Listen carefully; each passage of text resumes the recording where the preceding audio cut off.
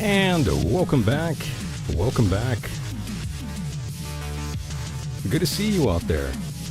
Yes, ladies and gentlemen, thank you so much for being here. My name, in fact, is Michael Decon, and I am your host. The pleasure is all mine.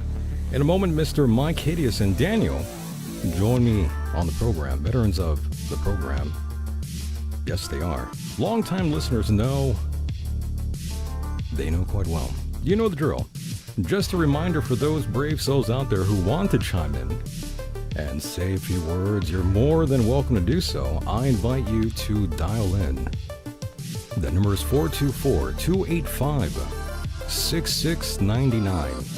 424-285-6699. Now, without further ado, let's bring in Daniel and Mr. Myke Hideous, who both are patiently waiting. It would be nice to bring them in, right? Let's unmute them and say hello to both Daniel and Mr. Myke Hideous. What's going on, boys? Uh-oh. Did you guys die? Hello. There he is, Hello. Daniel and Myke. Hello. No. Just I was being courteous and letting Daniel speak first. Oh, that's very nice. I was doing the same. Oh, both of you very kind. I like that. Okay, somebody's got to be the top. Someone does. Yeah, someone has We to can't be. both be bottoms. This is true. Yeah, Both there's of a you are major correct. pause. Is that what you said? Yeah. There's a major pause. Is that what you said, Daniel? And no, I said one of us be the top. We can't both be bottoms. Oh, okay. Because I've got a major delay on my side here. That's I I never think it's good. with Michael. Well, that happens every now and then. Sometimes things want to misbehave and not exactly Well, work. I think it's with you specifically, Michael. With me, Can you hear me? All right. I hear you. I can hear you good. Yeah. Yeah, with you, Michael. See how long that delay is? Yeah, that was a long time ago. I asked. Really? Why? That's pretty odd. Yeah. See how long that delay is? That's like 8 seconds. Wow. Yeah.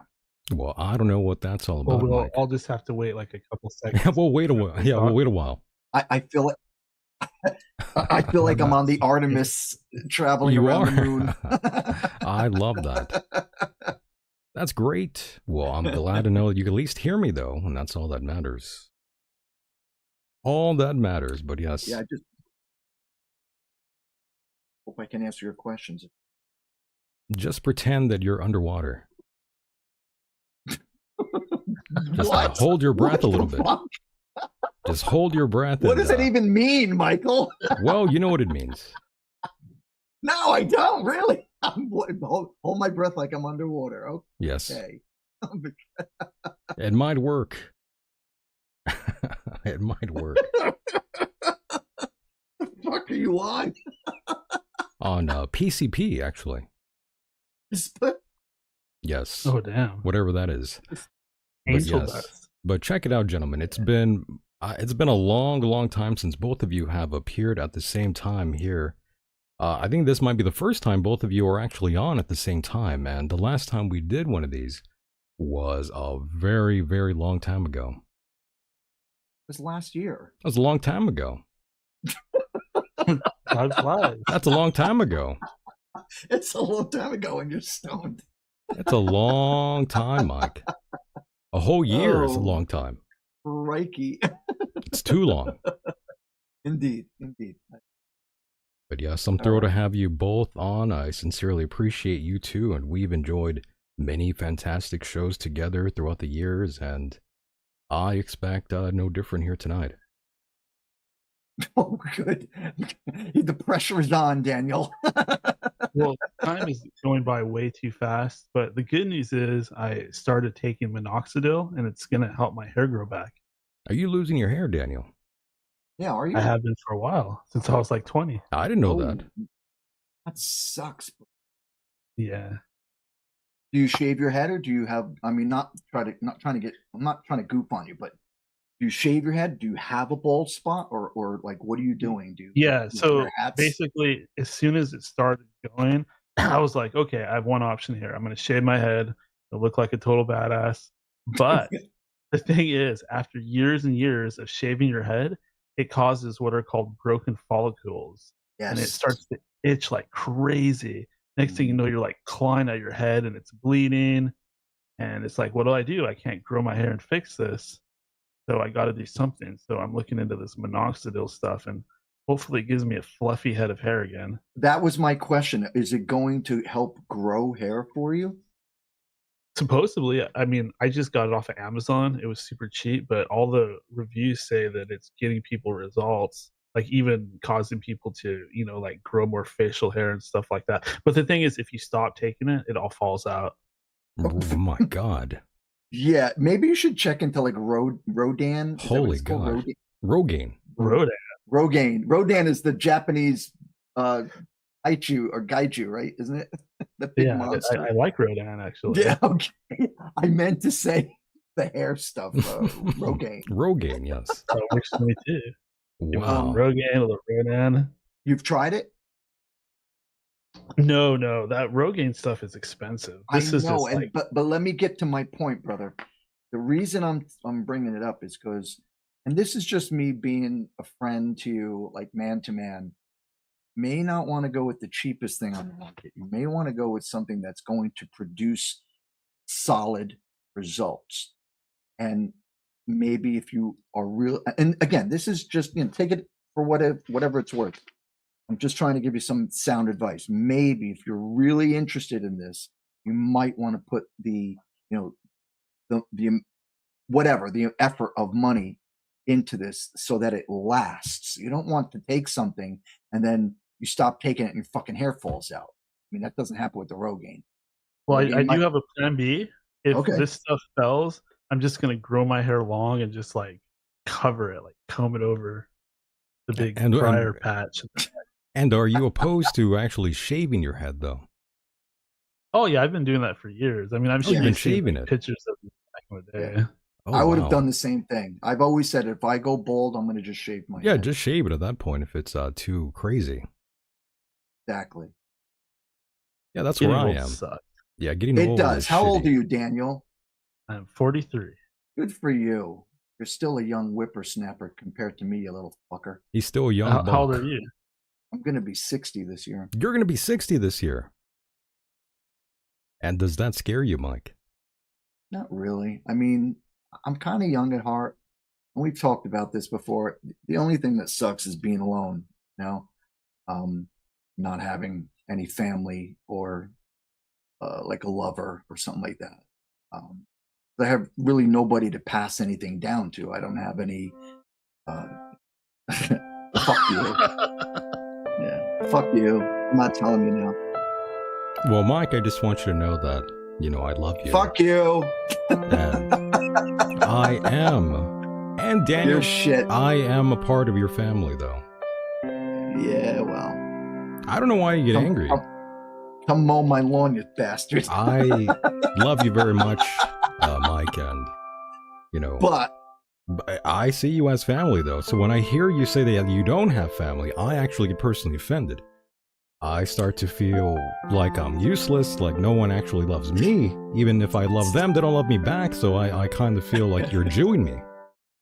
Says the guy who I've never met in person.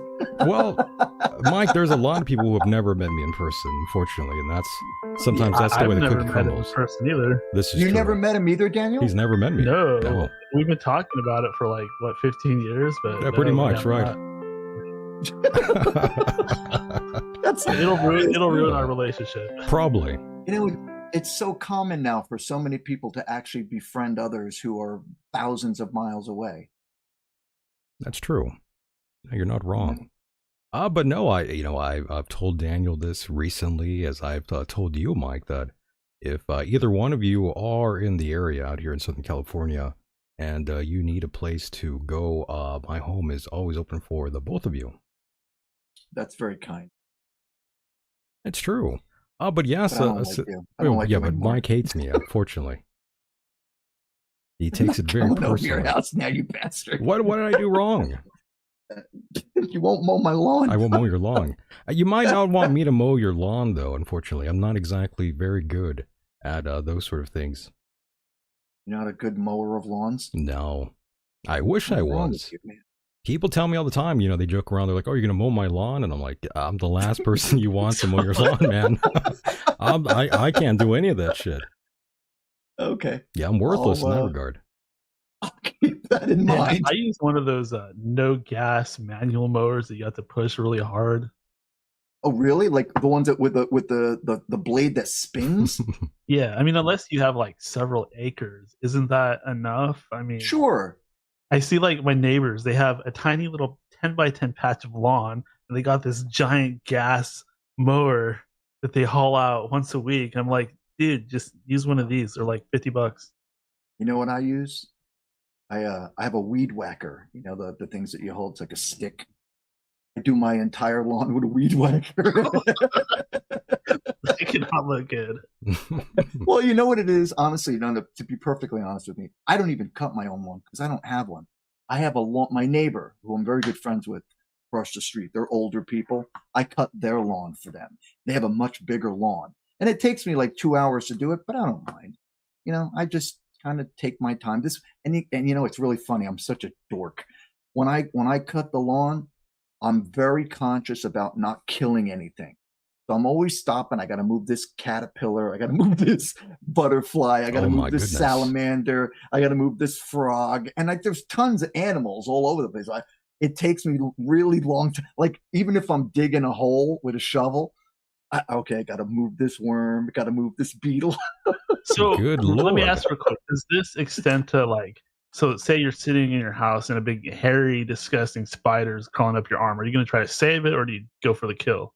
It's interesting, Michael. Didn't we have this conversation not too long ago? Maybe we did. Stop me if we did. But so, Daniel, to answer your question, in my house, I have a 2-floor house. I'm upstairs right now in the loft, and next to me is my bedroom. Downstairs are 2 more bedrooms, the kitchen, the living room, etc., and the bathroom. In each room, I keep a bottle about the size of a large medicine, like a pharmacy bottle. I keep one in each room. And every time I see a spider, particularly in the winter, I will catch it. Here's the creepy part. I will catch it. I'll give it some water, because usually that's what they come out for, because they need to hydrate. So I'll take like a piece of paper towel, dip it in water so that it holds the water, put it in there, the spider drinks. After I have it for a day in that jar, I release it in one of my back rooms on my shelf or in my closet or something. Can you believe that, Mike? I mean, Daniel, can you believe Mike? Isn't that crazy? Doing Isn't that crazy? Daniel. Yeah, he not only saves them, but he's serving them drinks. Right. So what happens is usually around this time of year, mid to late what are we in? What is today? The 11th? 11th. So about mid to late April, they'll start coming out with the warm weather. Then I take them and I just release them outside. I get a lot of them from bringing in the firewood, plus they might crawl in from the crawl space underneath the house. Who knows? They're insects. You're out of your mind, Mike. I know. I don't kill anything. So crazy. The only thing I kill are parasites, fleas, ticks, gnats, mosquitoes. They deserve to die. And young children. And young children. Young Jewish children, yes. Those don't count. Those are honorable sacrifices. This is true. For God's sakes, that's horrible. This is true. By the way, the Harmer08 is asking, is Mike truly a Satanist? And, this is a topic of discussion on the program usually, and I would say Mike is a crypto Catholic Christian Jew. Yeah, right. So no, I hope that answers your question. No, he is not. He's lying. I am a Satanist. No, I don't believe I've been a Satanist. In fact, I was a practicing Satanist for about 10 years, from 2011 until about 2018. No, you've been LARPing as a Satanist. LARPing? I'm on to you. You've been pretending a lot. I'm on to your Talmudic ways. My Talmudic ways. Yes. It's your Talmudic Yes, it's true. practices in nature. It's a part of your Have essence. you ever heard the theory that God and Satan are actually the Sumerian gods Enlil and Enki? I've heard something to that effect. I never really followed up in studying it, but there are a lot of different theories about gods and demons and anti-gods. Yeah, it's pretty trippy stuff. Yes. I won't get too into it. We don't have 4 hours. But just to answer that listener's question, yes, I am a Satanist. Don't listen to a word Michael says. I don't believe you. I don't believe you, Myke. I know you love to say that. You love bringing that up, but I don't buy it, my friend. I don't buy it. And why do you think that? Why? What is it about me that makes you think that? Have you ever held my Talmudic views? Have you ever held a mirror up to your face? Like every day. And listen to yourself talk. Yeah. You are not satanic, Myke. You love to pretend that you are, but you're all about family and family values, of course. Christianity. What's wrong with that? Nothing at all, but Anton LaVey was like that. Well, he's a Jew, so, you know. But Michael Aquino was like that. Not exactly. He was a family man. He was married. Kids. He didn't have kids, though. He didn't have any kids. He was married. He had a wife. That's a family. Sure. But as a matter of fact, she was from New Jersey. Sure, but when it comes to you, though, I'm telling you, you're not exactly satanic like these people. You're not even on that sort of level, Myke. And I don't mean that as an insult. I think because you are Catholic, that's why. No, I'll tell you why. You're fighting it too much, Myke. Just give in. No, give in you're back to Christ. trying to give me. You're trying to put an answer on something that you can't explain. Give in back to Christ. Shut the hell up. The fact of the matter you're rejecting is Christ too much, Myke. No. Listen. Jesus loves you, Myke. I know he does. Come back to God. The fact is, all right, shut the heck up. Come back. The thing is, the older I've gotten, the more I've realized that mainstream religion is something that I will never be able to escape. There's no reason for me to fight it. And the other reason is the majority of Satanists that are out in the world today are mostly younger people. Not all, but some of them are younger. They're fascinated by the lore, and they're also usually metal kids throwing their hands up in the air with the horns. That's not me. That's not why I got into Satanism. I got into Satanism because after reading the books that I studied on Satanism, I found that my values already associated with the left-hand path. I didn't read the book saying, I'm going to be a Satanist. No. As a matter of fact, I read the books because I was doing my own grimoire. We talked about this, I think, many, many years ago. But I wrote a grimoire of spells and hexes and rituals. And I took from all the books, like hundreds of books on witchcraft and the occult and Satanism. And I studied all of them. And I made my own grimoire. When I reread the Satanic Bible, it made perfect sense to me that I was not a witch. I was indeed a Satanist. But if I may add one more thing, you keep saying, well, you're a family guy, and it's because I'm wise to what's happening in the world. Mainstream religion will always be there. And there might be people in the mainstream religion who classify me as a bad person because I'm following Satanism. But the truth of the matter is, and you know this, Michael, I had that radio program with that guy, Brian. He's a devoted Christian. Yeah, and how'd that work out? And exactly, where's he now? And now, given all that you just said, writing all these sort of things, all these texts in your life, devoting yourself to this, how's that working out for you? I'm sorry, repeat the question? After all the things that you just spewed here on the program, you're talking about all these sort of things, the grimoire, all this time you've taken, blah, blah, blah. How's all that working out for you, though? Well, when you ask, how's it working out? Yeah. Are you referring to my life? Is it positive? Do you enjoy your life? Do you love life in this sort of manner that you live it? Is this all worked out for you the way you wanted it to? Okay. We've had conversations on this very radio show. Sure. Podcast. Where you've talked with me about me being a little depressed. I just want you to go back to Jesus Christ, Mike, like your No, like your parents. You're so full of it. No, I'm telling you, I'm being honest now. You're not even religious yourself. I'm agnostic. I don't need to be. I mean, well, I don't LARP and pretend to be, a Satanist, this or that. I'm not pretending. I mean, your whole life you've been wanting to do, like, you've been wanting to be like a punk rock goth guy. Now you love the government. You do as they say. I mean, what happened to you, Mike? Remember, you used to be a love, freedom kind of guy. You were having fun. You were down with the punk rock, down with the establishment. And now, Mike, look at yourself, my friend. Now you just dick ride the government. Anton LaVey was against the left-wing party. He did not like liberals. He hated hippies. He believed in law and government that was for the people. What happened was, once he was gone from the world, the type of people that became interested in, and mind you, I was still a liberal Democrat when I became a Satanist. So what happens is primarily the left wing of people, Democrats, liberals, the alternative ones tend to fall into Satanism. They're the ones, especially with the Satanic Temple in, I believe in Salem. They are hardcore left-wing political people. Yeah, I kind of wondered that about you, Mike, because you've made it very clear you're very pro-Trump, you're very conservative.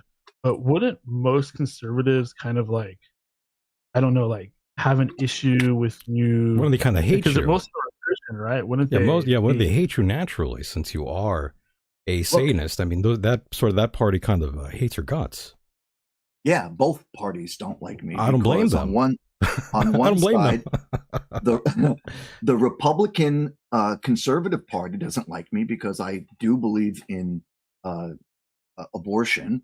I also, but on the left side, they don't like me because I'm pro capital punishment and I'm against total retardation from these morons who are woke.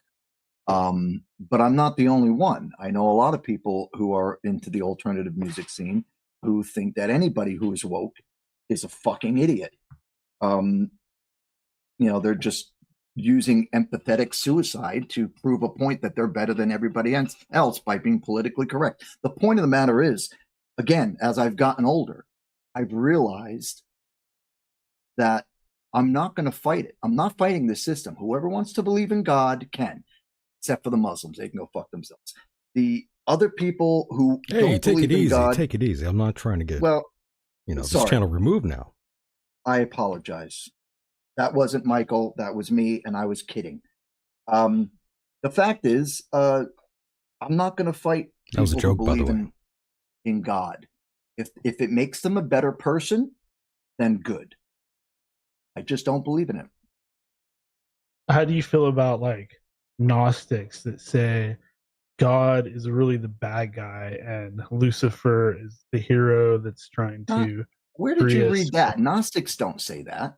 They don't believe in a higher power, almost like an atheist. In fact, being agnostic or a Gnostic is I was reading this the other day. That's the belief that you believe there is a higher power, but it's unexplainable. Am I right in my definition? I can't remember. But I believe that's agnostic. But like Gnostics believe that there's this thing called the demiurge that is basically God, but a mad God that's not really the true creator. And he's basically the God of the Bible. And that's why he's like, don't do this, don't do that. But really, Jesus was trying to free us from his because Jesus talks about the God of this world. Like there's the God of heaven or the true creator, and then there's the idea of the God of this world. Like when Satan took Jesus and was like spinning him around and taking him up in the air and threatening to smash him against rocks, he then put him down. He's like, I could give all of this to you. This is mine. I don't recall that fight that Jesus and God had in midair. That would have been pretty cool. What movie was that? Well, they landed. It's when Jesus goes into the desert and he fasts. Oh, okay. Yeah. He's tempted by Satan. That's right. Yeah, exactly. See, you got to remember too, before I was a Satanist, I was fascinated by religion. And I used to read a lot of books about Jesus. And Michael and I also had this discussion about the theory of whether or not Jesus, A, existed as a man, B, if he did exist, the possibilities of him not having been crucified, and C, if indeed he hadn't been crucified, the legend goes that he traveled to Gaul, was France at the time, with his common-law wife, who was Magdalena, according to records, so they say. And they had a child. That child's name was Sophia. When they were in Gaul, the story can go both ways. Either Jesus was with Mary Magdalene or wasn't with Mary. Either way, Mary ended up in Gaul, had the child. Then the Merovingian monarchy at the time chose to protect the alleged bloodline of Jesus. And so it is said that the Priory of Sion and the Knights Templar are still, to this day, protecting, as they say, the Holy Grail, which is basically the bloodline of Jesus. So they say. So I used to follow this, not follow it. I shouldn't say follow it. I used to read books and books on this. One of the greatest books I ever read was called Holy Blood, Holy Grail, which really started me off on the whole witchcraft thing. But I read these books about Jesus, and I was so interested. I wanted to know if God exists. So as I continued to read and find out more somewhat circumstantial evidence, or maybe evidence that there was a guy named Jesus, that there was a woman named Mary Magdalene, they had a child, they traveled to France, and that's what happened. It's a very interesting story. But as I said, eventually I couldn't find God, so I found Satan. But what you need to remember with me is that it's not, I don't believe in some red guy with horns, with a tail and a pointy beard. I don't believe in that. You don't believe in an afterlife, let's more specifically. You can say that as well. I'd like to, but I don't think there is life after death. I think it ends. I think we are what they call a cosmic accident. Well, going back to what you said about the bloodline of Jesus, the idea behind reincarnation is that you actually reincarnate into your own bloodline. So I will be born as my own descendant several generations in the future. It's an interesting concept. And that's why if you, in the Bible, it actually shows it, because Jesus says, I am the root and offspring of David. So he's saying David came from him, and he will also come from David in the future. Yeah, it's a fascinating concept and theory, but is it true? Yes. I love that. Yes. You still may not be a true Satanist, though, in my opinion. Purely on the fact that a lot of the positions that you hold yourself are more along the lines of Christianity than they are of Satanism, to be completely diaphanously clear here. So you're kind of a contradiction, in my opinion, Mike, and that's just me being honest with you. Think of it this way, Michael. Sure. In order to believe in Satan, you have to believe in God. Sure. What now you Satan believe in God? And I'm glad you said that. No. Yes, you did. You can't have it both ways, buddy. Like I just said, I don't believe that. I just said I don't believe the red man with the pointy tail. Yes, sir. No, sir. I just think your views are a little strange, but I still love you. I still love you, though. You're a very confused young man. You're very confused. Very confused. Look, I'll be the first to admit that my theories and my method of being a Satanist are not exactly, to use a less. Do you think that's a result of drugs through your lifetime? That this played a role in the way you process things and think about things? Absolutely not. If anybody would have that confusion, it would be you. You've done a lot more drugs than I have. Which ones? Done. Which No, ones? that's maybe no wait, you're right. Maybe I do have you beat on the drug thing. I think you do, but I'm much more of a rational mind than you are, though, Mike. Your views are a little, a little hypocritical, but again, What's I hypocritical rest my about case. Well, Mike, what views are hypocritical? just everything, Mike. Everything you just said here. What? Do you not listen yourself? Of course I listen to myself. Well, then you should be in agreement with me that your views are a little hypocritical. I mean, your whole train of thought, your philosophies, again, they align with Christianity and Catholicism, which is basically your fundamental root of your existence. Basically, you're still that child, Mike, in your mom's eyes, in your father's eyes. You're still that little boy. They love you. Come back to Christ is what I'm saying, Mike.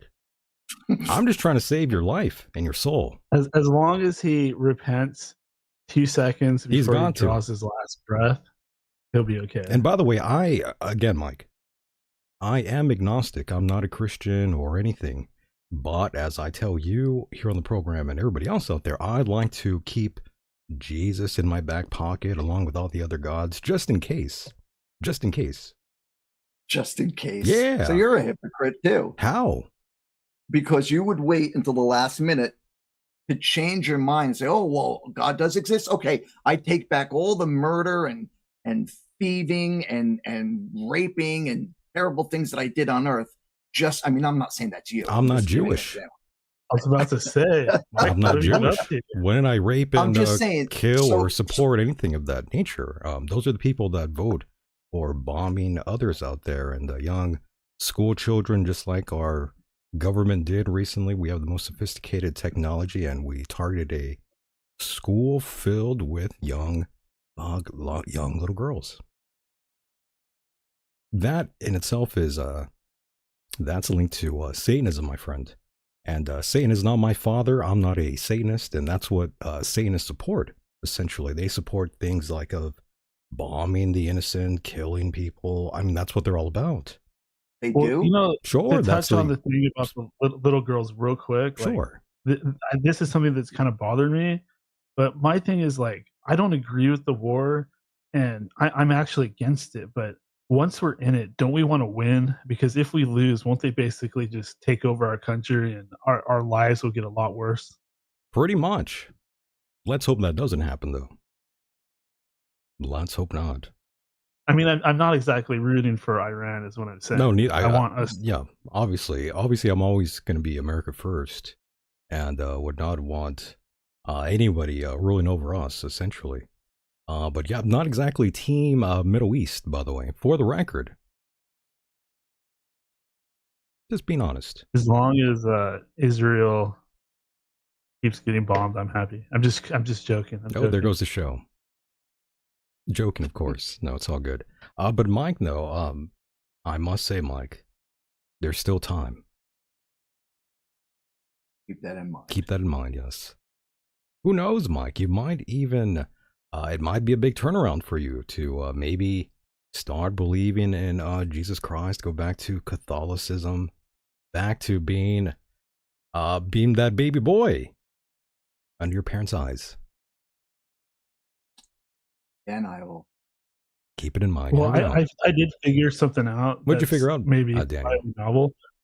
Well, I was reading the Book of Enoch, and I was also reading the Book of Revelation. Great book, by the way. Absolutely. And in Revelations, it says Michael and the dragon fought, and the dragon was cast down to the earth. Or Michael and his angels fought the dragon and his angels, and the dragon was cast down to earth. But if you look at the Book of Enoch, wasn't it actually Michael that was fighting with Azazel and all of them, and he's the one that actually imprisoned them? So therefore, wouldn't it make Satan Azazel? Actually, there are a number of theories about where Satan came from, as well as many of the fallen angels who fell from heaven and became demons. But that is all a result of how Christianity, primarily the Roman Catholic Church, changed everything to fit the narrative of the Bible. Like the Bible that we have today, the Catholic Bible, is, I should say the Christian Bible, is far toned down compared to what it was in the year 350 AD. Yeah, AD. You know, a lot of books were taken out. A lot of information was made softer and kinder so that it didn't offend people. Like there's a story in the book of how Jesus kills a boy. That was taken out, you know, because you can't show Jesus as a What? an evil person. Yeah. Have you been talking to Amon Hillman? No, it's one of the stories in the book. One of the stories in the Bible tells a story about how Jesus, while he was a boy, was playing with another boy, and something happened where they had an argument, and he killed him. Oh, damn. You yeah. should have resurrected him. Well, he didn't know who he was. Jesus didn't know who he was until he, like, in his later years, probably in his later 20s, if I had to guess. I think he was, so they say, he was crucified at 32, if I recall. Again, all speculation. But what I really wanted to approach was the topic you were talking about with Azazel? Yeah, I've heard so many different theories of certain demons or evil entities that were once angels and became something else. And again, it's all about the writing. You're trying to create a book, or I should say an ideology, a religion, about the greatest entity of all time that created everything we know. But what happens is you get, I'm going to just say it, you get this myth, these stories. I mean, there are a lot of stories that also contradict themselves as well. And yes, we get a bastardized version. Yes, the King James version, Victoria. Yes, we get these sort of these other sort of texts, these very sort of cleansed and properly put out there for you. These nice little packages wrapped nicely for you that don't scare you at nighttime. Right. And Myke, just on the record really quickly here. So do you believe more in evolution? Absolutely. It's science I believe in. That's what I believe in, science. Yeah, spoken like a true Democrat. Joking, of course. Yeah. Joking, Myke. Men are women and women are men. That's science. Yeah, it is. Yeah, sure. Yes, absolutely. I see a lot of them out there. They're very real to me, Myke. I have a matter of fact, I saw matter of fact, I saw a tranny at Walmart. It was not good. It was very bad. Yes. I saw a tranny at Walmart. Well, she had a nice ass. Well, they were wearing a dress basically, and they had facial hair. It was very odd. Of course they did. Because that's science. It was science, baby. Go ahead, Daniel. Hey, Myke, sorry. Go ahead, Daniel. How do you feel about like this stuff coming out about Epstein and all that? Like, I mean, these people are supposedly Satanists. Like, where do your beliefs line up to the possibility that the elite billionaires and celebrities and people like that are also Satanists? Does that encourage you to be more Satanist, or are they a different type, or do you just feel it's all a bunch of hogwash? Are you specifically asking me my thoughts about the Epstein files? And well, like, okay, for example, like Lady Gaga, she goes on interviews and she's like brags about being like a Luciferian and stuff like that, or like Billie Eilish does a music video and she's got like black wings and she's falling from the sky and she's on fire and she's like saying, "Oh, my Lucifer is this and that." And you see a lot of like satanic stuff in music videos, and you know, supposedly like really rich people like the Rothschild family are engaging in occult activities and dealing with demons and things like that. Like, right. Does the idea of that kind of like bother you, or are you in tune with it, or do you just not believe that it's true at all? What'd you say, Michael? Oh, I said Satan. But you used the harmonizer. I did. Yeah, that's why. Okay, so Daniel, your question is pretty deep. First and foremost, I have seen an absolute surge in satanic activity in Hollywood. I don't watch the music awards or Academy Awards or Oscars or anything like that, but I do see the clips that are posted, online here and there. Did you see this guy came out dressed like a devil? This bitch came out dressed like a devil, and that bitch came out dressed like a devil. So it's like it's a trend. It's a trend. I don't think any of them would have any of the information about Satanism or witchcraft or the occult that I have, and I'd go up against any of them in a debate when it comes to those topics, because it's all show. Hollywood is just a lie, and I don't even care anymore. Let them spew all their nonsense and rhetoric about how Satan is, making their music video great. Who cares? I don't give a fuck. I don't associate with those people. Let them. The fucking world's about to fall apart. I don't give a damn what these people think about anything anymore. Just don't care. Does that answer your question? Yeah. Well, when you were like, let's say you were at kind of the height of your like music and partying and stuff like that, was there a certain crowd that you mixed in with that was into this stuff that you did rituals with? I know you've talked about this before, but I was wondering, like, are you still connected to these people? Was there any like secret society involved? Did anything like go too well? I don't want to ask too many questions. No, go ahead and ask. It's okay. I don't mind. Well, let's just start with the first part then, if you caught that. All right. So the first part was, did I know? Again, be specific. What was the question? Well, like at the height, because you kind of talked about this before. You talked about like certain like vampire fans that you had, doing vampire magic, which are completely different than the Satanist crowd. Yeah, it's actually a much different group. It's a much more of an S&M kind of crowd. Who, the goths? Sounds exciting. Well, the goths. The vampires, the goths is much more of a sexual element that goes on. Absolutely, I agree. Well, a little more romantic. True. To give, I don't want to disrespect them. They listen at times, and I like them too. They're fine. They're adults. They do whatever they want. But it's more of a sexual thing in nature, and that's fine. That's fine. I let them do what they got to do. So, if I had to answer your question, Daniel, I would say, for me, I can't speak for everyone, just me.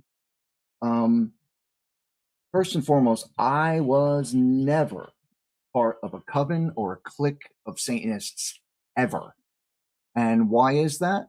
Because none of them were on the same page as I was. I reached out, and one of the greatest opportunities I ever had on this show, and probably in my life associated with occult, was the opportunity to interview Michael Aquino, the former right-hand, or actually left-hand man of Anton LaVey, and then eventually the creator of the Temple of Set, which is another variation of Satanism through the Egyptian eyes, so to speak. So interviewing him was a huge, huge inspiration to me, because I read about this guy in hundreds of books. So in other words, I enabled you, is what you're saying. You did it. Yes. Oh my God. Well, hang on, let me take a drink. I corrupted him, ladies and gentlemen. The true puppet master. Right. I guess it was my fault, Mike. I apologize for basically corrupting your soul. Yes, you should be. Mike is Mike's handler. This is true. Well, to let you guys understand more thoroughly, I was never part of a clique. I was never part of a coven, although I did search. I searched throughout when I was living in Jersey at the time. She's a hooah. I searched every part on the internet within New Jersey and New York City to try to find if there was some sort of a gathering of people with the same mind. And here's what I noticed. When I did, so a lot of times in the underground clubs that I used to go to, particularly the goth clubs, there was always somebody there who was a Satanist. Oh yeah. The difference is those people, compared to myself, were on a different level. As I mentioned earlier, some of those people are just simply, I don't know, metalheads who throw their hands up in the air and go, Satan! That's not me. It's a little corny. Somebody... It's a little corny. I think it we is. can all agree with the Satan thing, and yes, saying the North wins, and then they toast to nobody. They say nonsense. Salute. Yes, we drank. So I found that to be kind of pathetic. I watch movies. It kind of is. Yeah. No, I'm just saying it's some cornball shit. Go ahead though. I watched movies like Rosemary's Baby, another movie like The Brotherhood of Satan from the 1960s. A lot of movies associated with the occult and Satanism, and it was always these people. I don't know if you ever saw The Ninth Gate with Johnny Depp. Oh yeah, good movie. You know that movie? Okay.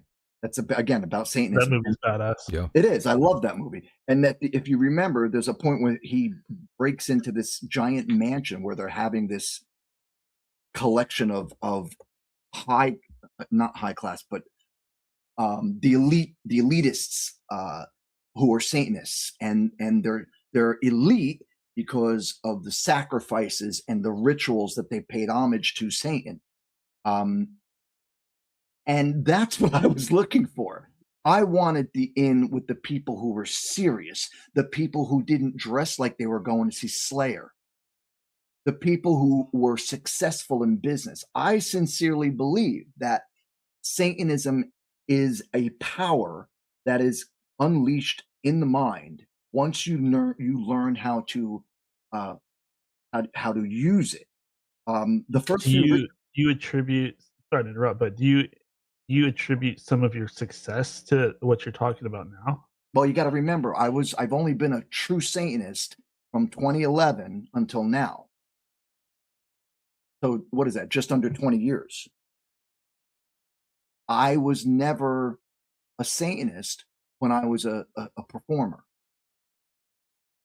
So what I was about to tell you, the first several rituals, including 2 hexes that I did, actually happened. Now, was it chance? Was it, an accident? Like, did it just happen and coincidentally be the answer that I wanted? Maybe. And what exactly were you trying to do, by the way? What came true? Well, 2 of them I can't tell you because why? Because they have to do with other people. And well, you don't get to name them. You could just say. I don't have to name them. Now. Something bad happened. Like what? How bad? They got hurt. They got hurt. Okay. And that's basically what I was focusing on. You were trying to hurt them. Right. Another one was I wanted this person to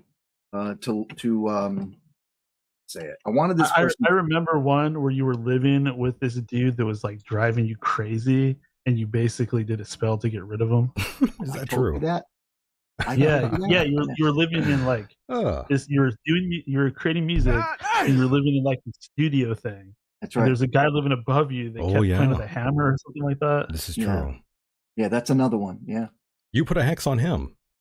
Well, it wasn't a him; it was a her. Number one. Oh. Number two. Yes. The hex, if you will, was to have the person leave the place, the building that I was living in. The very next day, I was with my other neighbor who I actually liked. She was a hooah. B. A hooah. She was a hooah. And I happened to bump into the one woman that was living upstairs, and I didn't talk to this girl because I didn't like her, but the girl that I was standing next to, who I did like very much, she was talking to the hex person. Oh my goodness! And she just happened to say, like, she's like, well, what do you, the friend that I liked said to her, she goes, so what's going on? What are you doing? And the hex girl said, well, now I'm making plans to move out. And I like, all of a sudden my eyes lit up. I was like, shit, I just did this ritual yesterday and it's happening. So again, chance, possibility, Coincidence, possibility, real magic, maybe. The Talmudic magic is what you used, yes. Well, that's I where didn't it comes from. circumcise myself. Sure, but fundamentally, that's where this comes from, though. Magic comes from the Jews, yes. No, witchcraft comes from. Well, you're a Jews, Satanist, not though. You know, you love LaVey, you know, that's a Jew. Yeah. Yeah, so Jewish magic. There's a big. You're not even big tricking difference. me. You're not even tricking with these Talmudic tricks, Mike. I am onto you. Have you guys heard the story of Anton LaVey cursing that woman and she actually died from it? Yep. Who? Mansfield? Jane Mansfield? I believe that's the name. Yeah, but he didn't curse her. He didn't curse her. He cursed actually. She was a the real guy whore too. He may have. I gotta be honest. It's been a long time since I read that book about that chapter about when he put the hex on. What you may be right. Her husband, her boyfriend, and that person. In fact, they both died in the same car. I think they got decapitated. Yeah. By the way, some But- say that Jesus Christ was basically a Jewish creation as well, a myth of sorts. They say he was a magician. Yeah, but they also say Actually, it was completely made up, though. The story of Christ it came from, Jewish people trying to basically enslave the Christians. That's what some folks truly do believe that, though. If you go in like Grok, or you just kind of look for the most mainstream interpretation of Jesus, like what do historians agree on? What do academics agree on?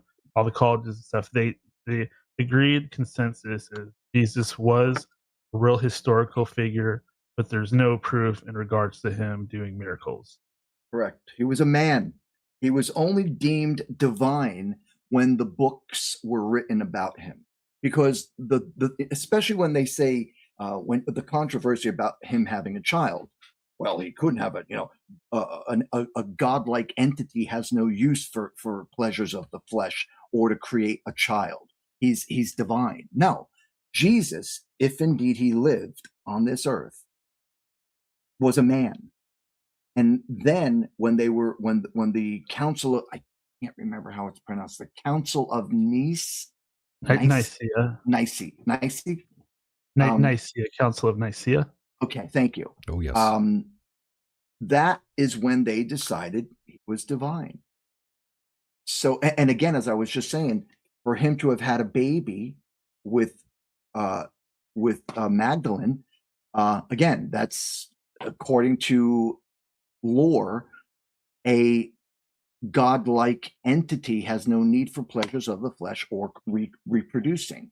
So, what was he? He was a man. Again, if he indeed walked upon this earth, he was no more than a man. He was a radical man in the sense that he had radical ideas between Judaism and Christianity. And he merged the two, not merged them. I mean, the Jews don't believe that a Messiah came, and the Christians do. That's why we don't like them. Correct. Because they crucified Jesus. Well, you know what's interesting in the book of Mark? I believe it's the book of Mark, but at the end, after Jesus gets resurrected, all the people that voted against him, Jesus actually had them beheaded. Yes, that's the whole Bible. Oh, wait, whoa. What? Wait, when? Yeah, I know it's shocking. What book? What book? Book of Mark. I know it's shocking, and I actually had to open up the Bible and go to the exact passage myself, but it is indeed true. And the reason that is because Jesus wasn't a carpenter. A carpenter's actually code for like a Freemason type of thing. He was a king. He was from the line of David, and he was actually really a king. Was it David or Solomon? Well, Solomon is David. That's correct. Right. I don't know, man. I never heard that, but that's fascinating. Yeah, because the book of Mark. Yeah, Jesus.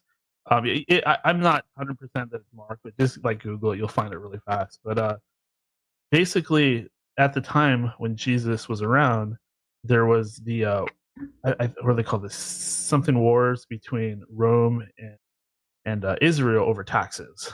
That was the main issue. That's why they were rebelling against the Romans. Right. Well, again, that fascinating. I never heard that story before, but again, it's not something I wouldn't say didn't happen, because let's face it, there are a lot of things that were taken out of the books that are in the Bible as we know today. Yeah, and think about all the things that weren't written in a book, by the way, that we don't know about. It's not like that's what I'm saying. It's not like your whole life could be put in a book. They would have to know you from birth to death.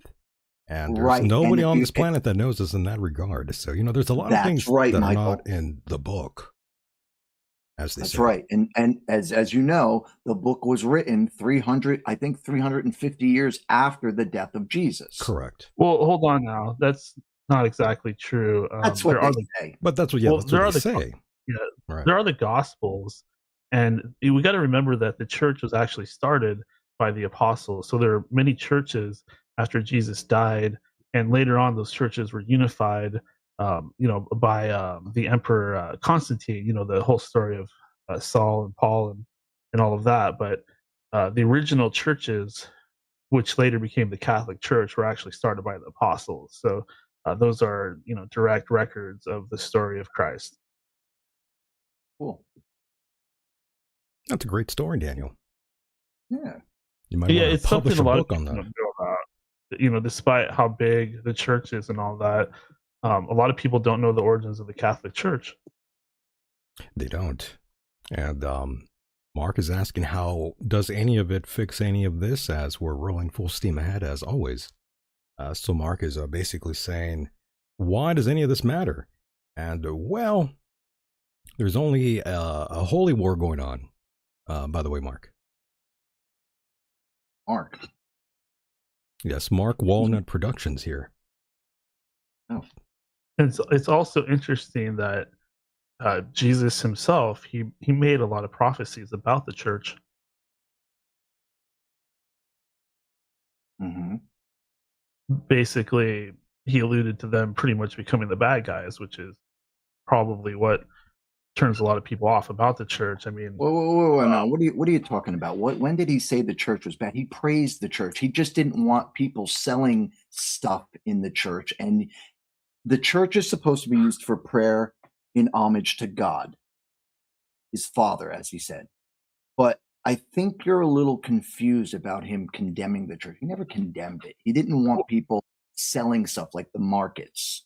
Well, I mean this stuff about, in the book of Revelations, about the synagogue of Satan and prophecy, kind of related to that. But you're right in the sense that there is supposed to be a big resurgence in Christianity in the last days, and there's actually supposed to be two witnesses that kind of lead the Christians, and the Antichrist is actually going to kill them both in front of the whole world. He's going to overpower them and murder them.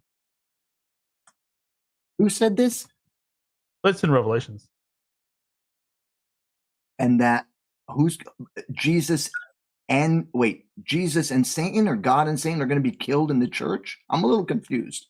Well, so the story is like, okay, we know Israel right now, they're reclaiming their land, they're reclaiming the temple, because now this is confusing because there's no exact Antichrist in the book of Revelations. There's right. What's called there's the beast, and then there's the false prophet.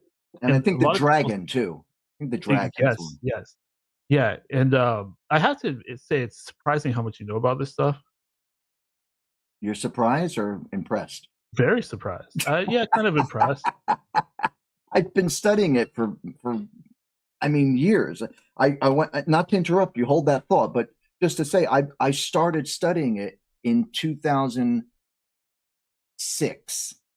By the time 2010 came around, I was reading as many as 2 to 3 books a day. Not a day, but at a time. I'd read one, put it down, pick up the other one, read that one. I was just on this reading craze. Hey, you had a lot of free time. I had a lot of free time, is right, yeah. Maron. But yeah, so carry on your question, your statement. I'm sorry, go ahead. Well, I was just kind of laying it out. Like you're right about the dragon. So the dragon gives authority to the beast, and the beast is described as a how does it go? A seven-headed beast Right, with right. 10 horns, and the horns represent kings. And the beast is going to later give authority to the false prophet, and then the false prophet is going to basically be like a religious figure who is who is spreading the good name of the beast, and he's going to do something which confuses me. He's going to breathe life into the graven image of the beast so that the beast can actually talk. And the closest thing I could think of to what that might mean is artificial intelligence. Wow, it's a good connection there. I almost Interesting. kind of agree with you because I hate AI so much. You're not down for the AI gods to take over, Mike. Yeah, no. You know what just made me think about a perfect scenario for a bad AI situation worldwide is when they start publishing stuff on the internet with a certain, I don't know, any certain leaders from any certain worlds saying how they are about to start a war, they're about to give up on a war, they're about to, I don't know, wipe out, a group of people. I'm just saying, when if it's going to come to that point, look what Iran's been doing for like weeks now. Oh How yeah. they were showing these fucking retarded images, like literally taken from games, like video games, how they were bombing the warship, the American warship, the Abraham Lincoln, or something to that effect. And they're talking how they're winning the war. No, we fucking decimated them, destroyed their navy, destroyed their air force. They have nothing at this point. But they were using AI to tell everybody, particularly, that they were just doing so great. There's that one where Trump is like chasing the little Lego girls. Those are great. That's hilarious. Which we feature that here, by the way, in the intro. Since Yeah, I Iran has saw been that. putting out they've been putting out some great material actually, in regards to these sort of things. But just recently though, our boy Putin, he's been going out there, seeing all kinds of wild things. I believe he was in China recently. I don't know if he was in China or in Russia, where he was, but he was talking about as long as China and Russia and Iran exist, it is impossible for anyone to behave like a global ruler. And he's basically talking about Trump, basically describing him as a authoritarian. These policies is essentially what he's talking about. And, a lot of them are very close together. China, Russia, they want to stick the knife in our back as soon as possible, Mike and Daniel. Yeah, let's not forget Putin's famous statement that the flesh eaters and the vampire ball of the West is going to end. That's right. This is true. They've been filling their bellies with human flesh. The vampire ball is going to end. What does that guy know about? I don't know, but I'll tell you the truth. I don't feel in the least bit threatened by any country in the world right now because our military is so incredibly powerful. And I know you guys don't like Trump, but I think he's taking care of business. And by getting rid of the Iranian regime that has oppressed its people, the Persian people, for 47 years, fuck them. Not the people, the regime.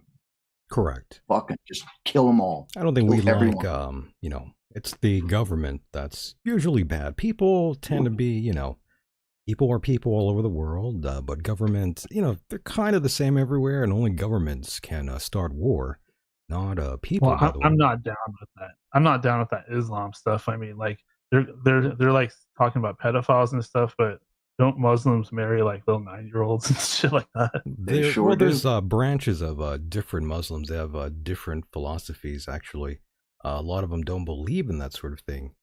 As someone who's spoken to different Muslims where I am, they've explained to me that, again, there's different sort of belief systems that go on between these groups of Muslims. They don't agree with a lot of things. So, yeah, there's a bit of everything, but that's pretty much how it is for a lot of us here in America as well. Everyone has a different branch of something.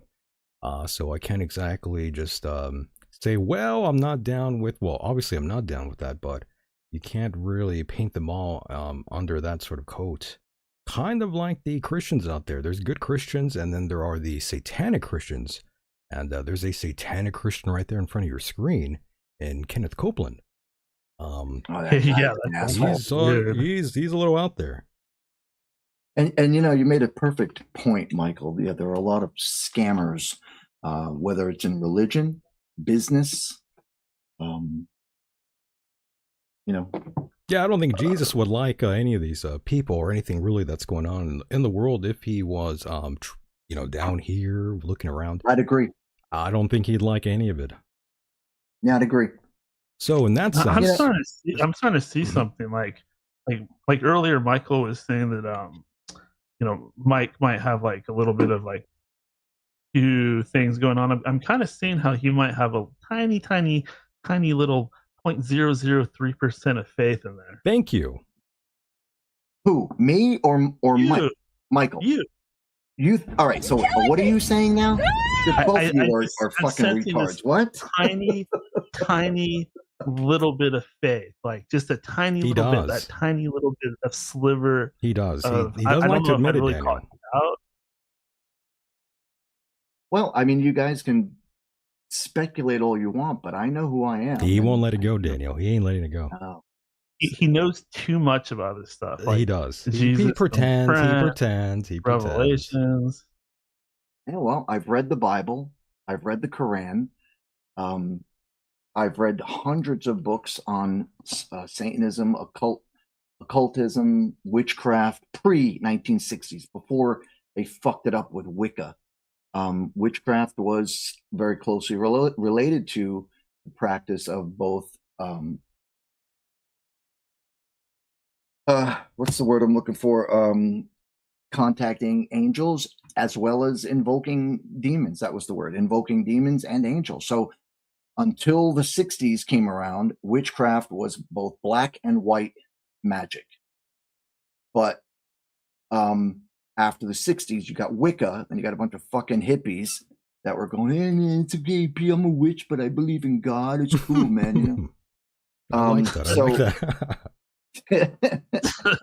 So that's why I have no desire to know anything about current witchcraft, like everything that's out there today. These they're like yoga moms that believe that they're witches because they're into Wicca. No, Wicca is just a softened version, made up nonsense version of witchcraft.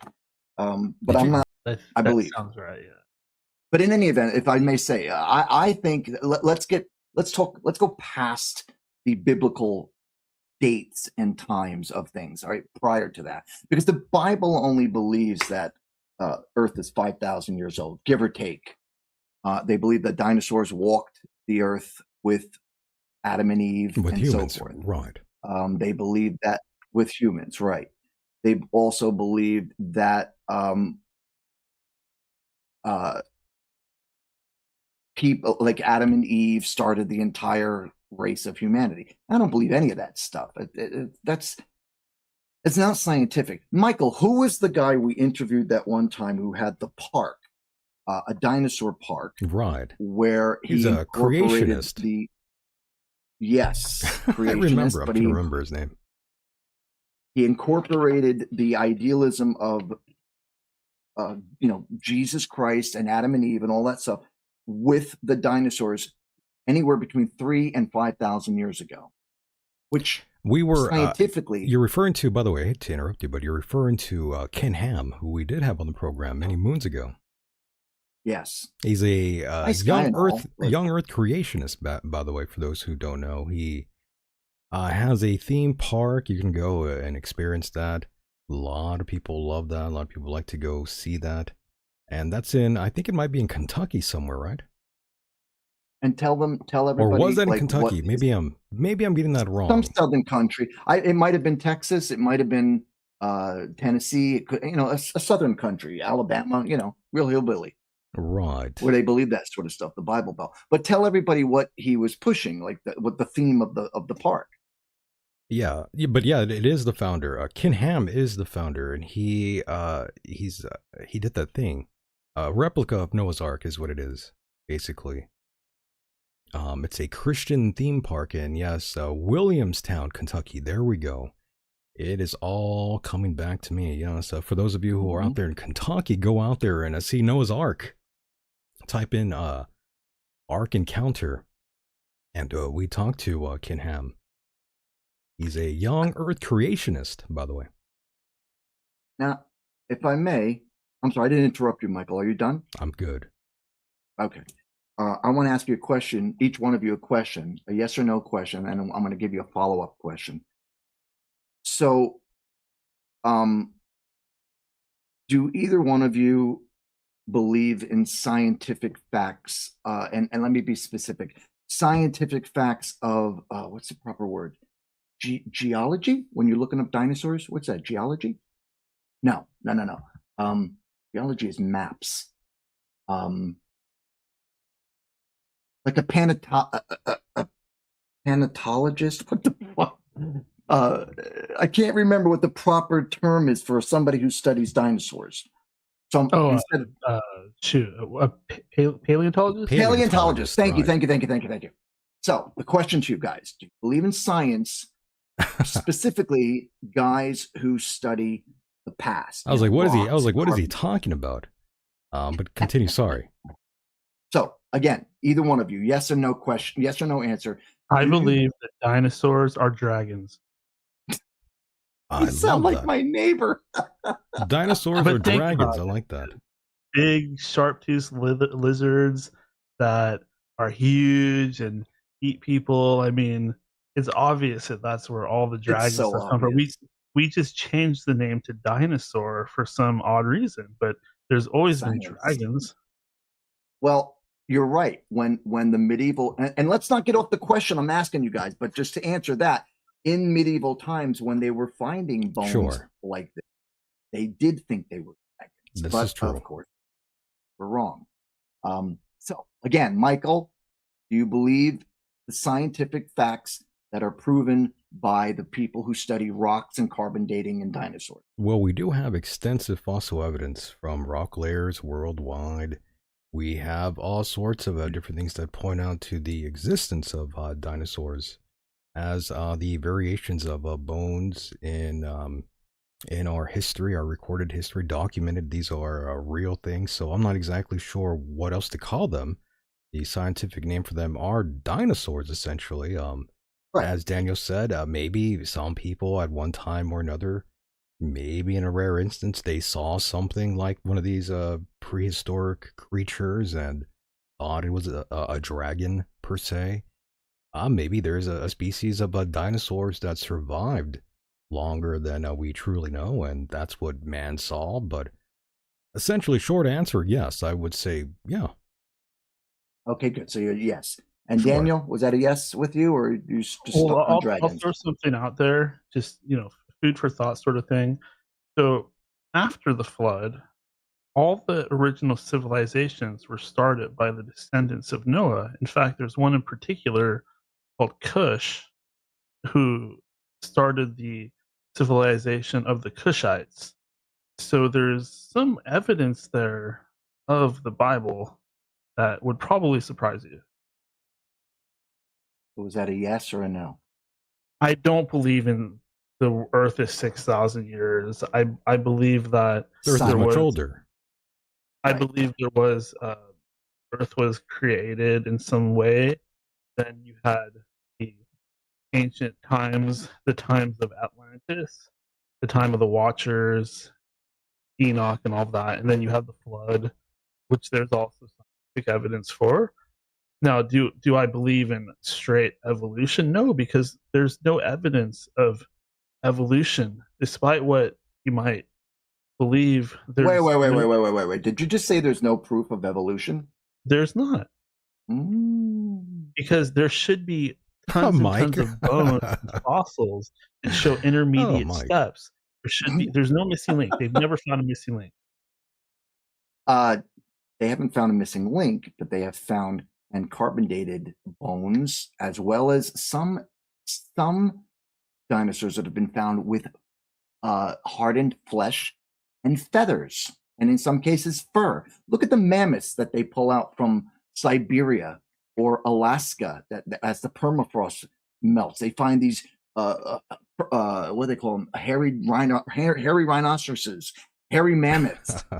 They find the one-horned I think unicorn. Well, they called it a unicorn, but it was actually a rhinoceros. My point is, these go farther back than the alleged times, these biblical times, of what you're talking about with Enoch and these other religious figures that you're referring to. Goes way further back than like thousands and thousands of years. I also think Earth is a lot older than we're led to believe, by the way. I think it's vastly older. But that's just my opinion. I just think we don't have real accurate technology to give you a real estimate of how old certain things are. And well, there are some animals that look exactly the same as they did in pre-flood, like prehistoric times. And we have to ask, why don't they evolve? Why don't the monkeys evolve? Why don't the zebras evolve? Why don't we evolve? Of course they've evolved. You compare a turtle that was about 11 to 12 feet long, that ate people, that could have eaten people, compared to a snap. Let's give one of the biggest turtles we have is the Florida alligator snapping turtle. It's gigantic. They're fucking they're 5-6 feet long. No shit. My point is they've evolved. Birds, I'm sure you've heard this, Daniel. Birds are considered to be the very descendants of dinosaurs. Birds aren't real, by the way. That's what I heard online. There's a whole campaign about it, by the way. I know, I've heard that too.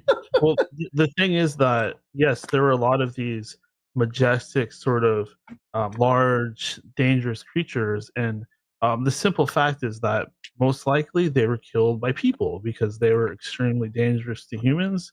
So over time, like we know woolly mammoths were hunted down to extinction.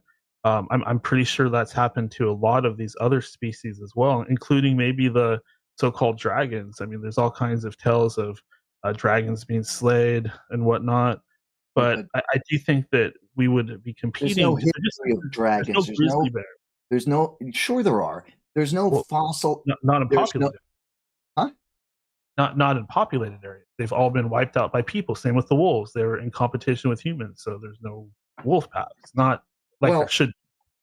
I agree with you to a certain extent about some animals being hunted to extinction. However, as a matter of fact, in this last 2 decades, the white rhino went extinct by the very hands of cocksucking poachers who killed them just for their fucking horns, so that rich Chinese people could buy them and turn it into powder and then sprinkle it in their water and call it a erectile dysfunction cure or a cancer Take cure. it easy. Or Take it easy. An aphrodisiac. I mean, you got to be an idiot to think that. None of that is proven. It's all fake. Every bit of it. There's not one element in the powder of a rhino's horn that cures cancer, cures ED, or gives you sexual stimulation. Oh, that's all bullshit. Hey, under this roof, those pills work. The same thing with the tigers. They have tigers killed in the jungles of India or even in Siberia. And what do? No kidding. They make tiger penis soup. Tiger cock soup. Close enough. Wow. And they'll eat it because it's supposed to be an aphrodisiac. Amazing. Look, I don't care how much dick you eat, it's not going to make you get a hard on. Yeah. Cock doesn't equal cock, a hard cock. I do think there's a lot of superstition out there, but there's also acupuncture, which is an ancient Chinese medicine that has shown to be very effective. Yeah, I've had it. You know what, Guy? We're so off the topic of the question that I was trying to ask you. Let me just ask the final question. Final question. I don't want to see it as I'm misdirected. Is that your final answer? So let me ask you. So I asked you if you guys believed in the scientific scientists who study ancient stuff, bones, Okay, rocks, sure. and stuff like that. And I right? said yes. My simple answer was yes, even though I gave you a complicated answer, but Yes. I backed it with what I believe is enough tangible evidence to prove the existence Yes. of whatever these things are. I think I laid it out there good enough. You did. Slightly. However, Daniel went on and on and on. As he could talk. You know, let him talk. Let him Yeah, talk. I'm just saying. He went on and on and on, and then we went all the ways down to Enoch, rather. I drink a Mountain Dew. Yeah, he's What? wired. He's wired. I drink a Mountain Dew. Yeah, he's all fired up. Okay, so just to make sure, Daniel, you said you do believe in scientific research by the people who research rocks and carbon dating and all that, right? That was a yes, right? Yeah. What I'm saying is that Here we go. I don't. The guy that owns the museum, I saw a documentary about that guy like a long time ago, and I don't agree with that type of Christian. I think that the problem is with, we say science, like science is the magic bullet to kill all this discussion and whatnot, but this is what I think of science a lot of times. So, and a guy like Graham Hancock might be a good example. Science is gate kept by very powerful investors, billionaires, bankers who donate money to the academies and the colleges and things like that. And if anything new comes along, the problem is that people have so much money and their lives invested in what they call science that it's very hard for anything new to get anywhere, because if you're going in with something that's going to destroy like pre-established beliefs, you're going to have a lot of pushback no matter what you do, just because, like, there's people invested in aeronautics, there's people invested in Egyptian research. It just goes on and on. It's very hard. The way that things work, science has almost become a religion onto itself. So that's a no. No. I'm just saying that science itself is not engraved in stone. Science is open to I interpretation. think it's not that it's not engraved in stone. It's that science is always left open for the opportunity. It's always to be changing. corrected Correct. if the theory is incorrect. How many Yes. times did we figure out or come up with theories about how the universe? No, wait. No, because what I'm saying is it's not. You can have a new idea come along and it gets blocked.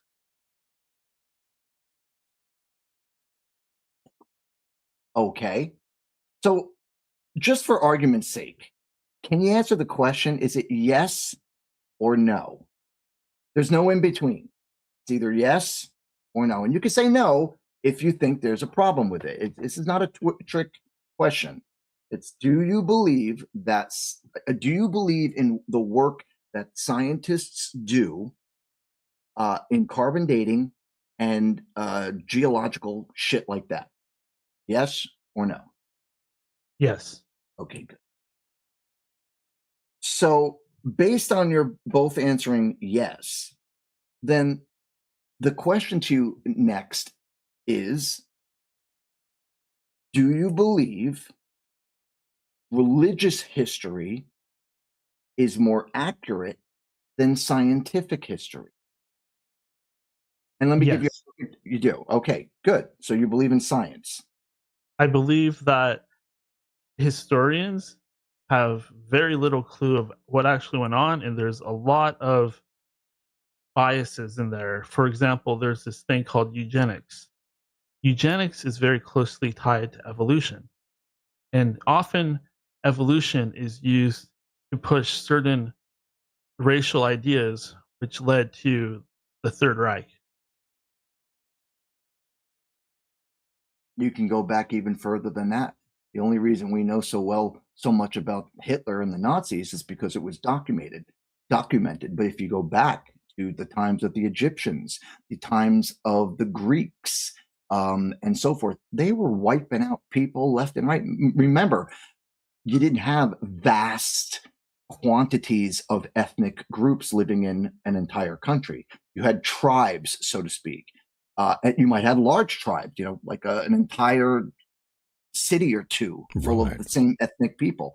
But then another ethnic, look at the Mongolians. Mongolians would come around, they'd fucking wipe out everything. They'd kill your sheep, your cattle, your kids. They'd take your wives and if they take your kids and turn them into slaves, they'd take your wives and have children with them, and they'd kill all the men. So they'd essentially wipe out an entire culture or ethnicity.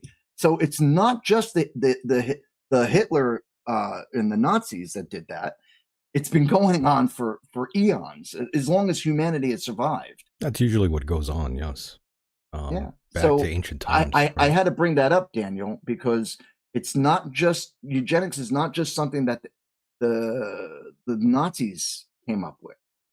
So go ahead. Well, go ahead. If I have one thing I don't like about Christianity, and I did go through a period of my life where I got very interested in Satanism and Luciferianism. My issue with it was the people that were forced to believe it. The Native American tribes that were killed, beaten, children were taken away, awful things, put in schools. Where they're completely removed from their culture and abused. And obviously, like, that's not good. You should have seen what they did to each other. Right. Yeah. So go ahead. Very brutal stuff that went on. They were a savage people. Most of them were, though, to be honest, and to be, completely accurate with the times. These were much different times when people were pretty brute. Yeah. You definitely would not want to go back in those times, for sure. Absolutely. And a club across the head. That's right. As Michael said, they were different times. And to wipe out an entire ethnic group was not uncommon. And it was pillage the women, pillage everybody. Thing. Yeah. I also believe that every religion is basically true, and they all fit together like a puzzle. Because when the Tower of Babel happened, the knowledge was split into different cultures, and they all got a piece of it. So to really figure out the truth, you have to not only explore Christianity, but pretty much every other religion out there. And to destroy any culture is an incredible evil, because you're going to be missing those pieces of the puzzle in the future. Daniel, you to me, I say this with no disrespect, you seem incredibly religious. He is now. He used to not be, but he's made a transformation, Myke. Is that true? In 2020, I started to, partially because of having certain people on the show like E.A. Coedding and various magicians and people like Robert Stanley. Did I corrupt you, by the way, too, Daniel? I feel like I corrupted both of you. I feel like I kind of enabled this transformation for both of you. Well, I was also going through something in my life where I was very desperate to achieve something, and I began to search experiment with black magic. Yep, there you go. That's what happens. I did exactly what was in the books. The E.A. Coedding books and others, which I won't mention. I'm just mentioning him because he goes on these shows and stuff like that. But I just followed the instructions exactly. And I started to have supernatural experiences. Yep. And I am shocked right now. I got to tell you, Daniel, I did not expect this from you. Go ahead. I'm sorry. I'm starting to feel like I'm having a psychedelic trip, as I'm starting to view both of you from out of my body, and I'm seeing that I'm the one that that's corrupted both of your minds. or you're thinking like, man, I'm the only normal one of these three that hasn't. I've experienced a lot of things, by the way, things I've talked about here that were truly incredible, that I have no idea what the hell that was. But everything that I've experienced, it's always been a shared experience. There's always somebody there to authenticate that I'm not batshit crazy. That's debatable. Well, basically, maybe I'm a gigantic pussy, and if that's how it is, I'll accept that. But I did start to get results, and I started having some major supernatural experiences, and it literally scared me to the point where I was praying, and that's you were scared straight. In other words, Daniel. Pretty much. That's pretty much what happened. Damn, they took him to prison. A sort of spiritual. At least he's not a Scientologist person. That's true. No. Mod on. Understood, boys. Yes. Yes, the The way world's my very brain different. works. Sorry, but the way my brain works, if there's demons, and if a demon can talk to me or interact with me in any way, it must mean, I think somebody said this earlier tonight, that there's another side too, that there's got to be God somewhere. Wow, I am absolutely shocked, Daniel. I did not realize you took this new path to He's God. transformed, I'm telling you. And that's fine. I'm happy for you if it makes you feel better. Good. Does it? It makes me feel good that there's not possessed people stalking me over That's Twitter true. anymore. Right. Yeah, but that's, if they're stalking you over Twitter, that's not a religious thing. That's just, the internet being the internet. Someone with a lot of time. In other Yeah, words. I was pretty freaked out, but I did take screenshots of a couple of them, and I actually sent them to Michael Decon, so he's seen them. I've seen Oh, them. wow. Oh, yeah. But yeah, you know what? Again, listening to both of you here on the program and throughout the years, both of you have changed a great deal since the beginning. I could confidently say that, and I don't mean that in a negative kind of way. I think that's a good thing. But yes, both of you have changed throughout the years. A lot has happened. Oh, Yeah, yes. I think people Life change. life happens, yes. I think people change just in general. They say that after every 7 years, every cell in your body is a new cell. It takes 7 years to completely regenerate all the cells in your body. That's reptilian. Isn't that crazy? Oh, yeah. But at the same time, like you were just saying, how we both changed, I think you've changed as well, Michael. You're the different person. You're a different person from whom I met 20 years ago. Back in 2006, I believe, or 2005, actually, when we first spoke. I would imagine right. I'm a little bit different than way back then. Of course you are. Just Sure. like I said tonight, when before we did the show tonight, folks, I was talking to Daniel, and I said, Daniel, you sound so different. Daniel has changed. It's just an inevitable thing, just like evolution. But I can't say that now because Daniel doesn't believe evolution is real. You evolved. Well, I think there's some truth to it, but You evolved. He evolved. Probably what happens is that there's some kind of hand in the process. Like there's some kind of like when it's time for the fish to evolve, an angel kind of touches its nose and makes it evolve, something like that. Wow. Okay. Wow, you're really deep in there. Oh, I love it. Yes, it's a good thing. But Mike, Michael, hold on, Michael. I got to ask this question. So Daniel. Again, a simple question. Don't give me a long answer. Simple question. You believe in God? Are you Christian? Are you Catholic? What are you? What are you? I've decided to just call myself Christian because. Okay, so you believe in God. You're kind of in the Christian. Okay, great. I got a question for you now. Being the person you are, I'm assuming you believe in certain dogmatic beliefs and the ideology of the religion. Yes, right? Yes. If you wanted to get into my exact beliefs, I don't. I'm trying to get to a point. So I'm just trying to bring these questions up to just say, all right, so if you are thinking a certain way, you're talking to me, Myke Hideous, Satanist, although Michael doesn't believe it. Do you have a problem with that? The problem with what? Me being a Satanist. No. Like I said, I have dabbled in it myself. I have had the most hardcore Satanists on interviews. Michael and I have both done it. We've always been very open to the left-handed path, and I do believe that there's an incredible value in the left-handed path. And some of the things that happened to me while I was dabbling in it are good, positive things. Okay. The only reason I asked is because what I face on a daily basis rather, and on a very high level, is that those who are Christian, or let me rephrase that, those who are religious, who believe in a higher power, particularly a positive, as they would say, a positive power like God, like Yahweh, like, any other god except Mohammed, because he's a false prophet, any other god, or Allah, I should say, religion brings out the best of those people. Okay. So when they hear about a person such as myself who doesn't believe in that and is on the left-hand path, they look down at me. They don't want to associate with me. They don't want, they think I'm evil, basically. Oh my God. They quit podcast though with you. That's right.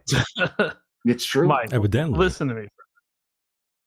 I judge you by the way that you treat me. I judge you by the way that you love animals. Precisely. I judge you by how you treat people in general. I don't judge you by your past or your beliefs or what you've dabbled in. I know that you're not sacrificing little kids to Satan or anything like that. So beyond that, I don't see anything that you're doing wrong.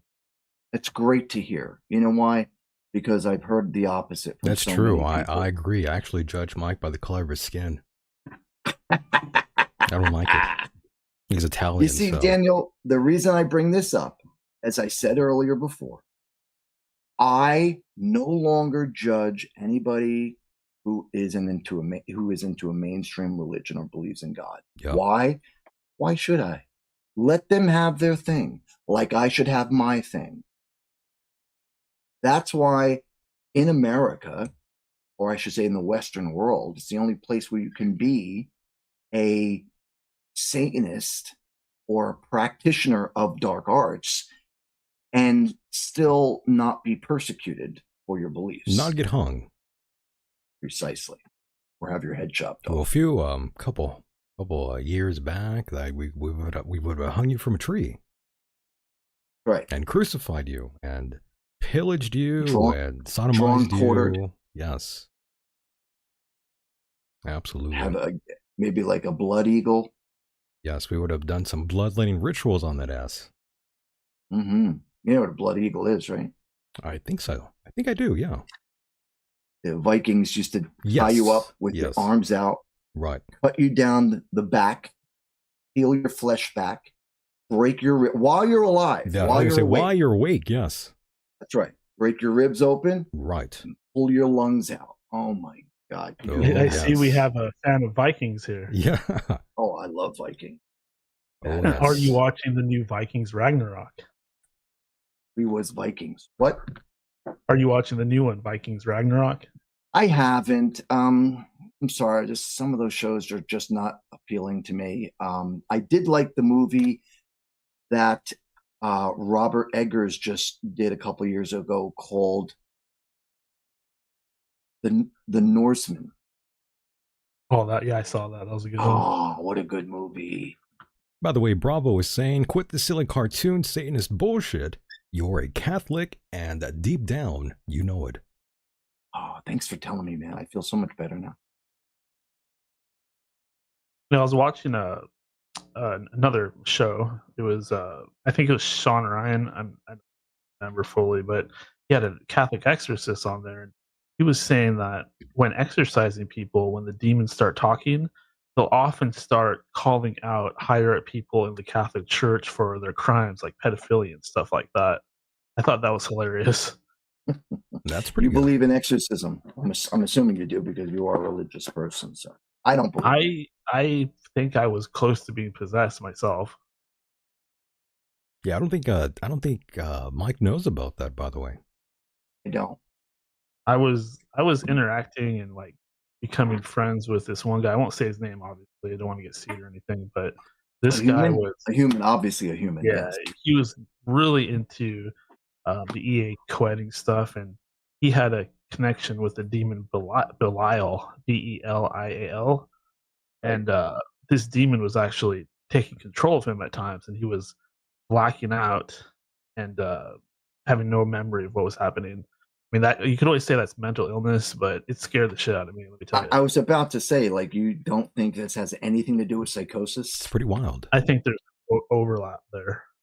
Without a doubt, in my humble opinion. if you are to talk about possession and being taken over by whatever, a spirit, an entity, a demon, whatever, an angel, it become the embodiment for an entity. In my opinion, you go back thousands of years before we understood mental health. And it is my sincere belief that 99.999% of these instances that took place were more than likely psychosis, split personality, maybe Tourette's or something like that. Who knows? But I have a real hard problem with believing in possession. Well, there are cases where somebody was possessed, and I agree with you, though. The majority of them, I think, are pretty much bullshit, or they're experiencing some sort of a mental illness of sorts. But there's that small percentage of them when all these people, man and women, both being possessed, they're speaking in tongues, and they're knowing about all kinds of weird shit. And a lot of these things have actually happened.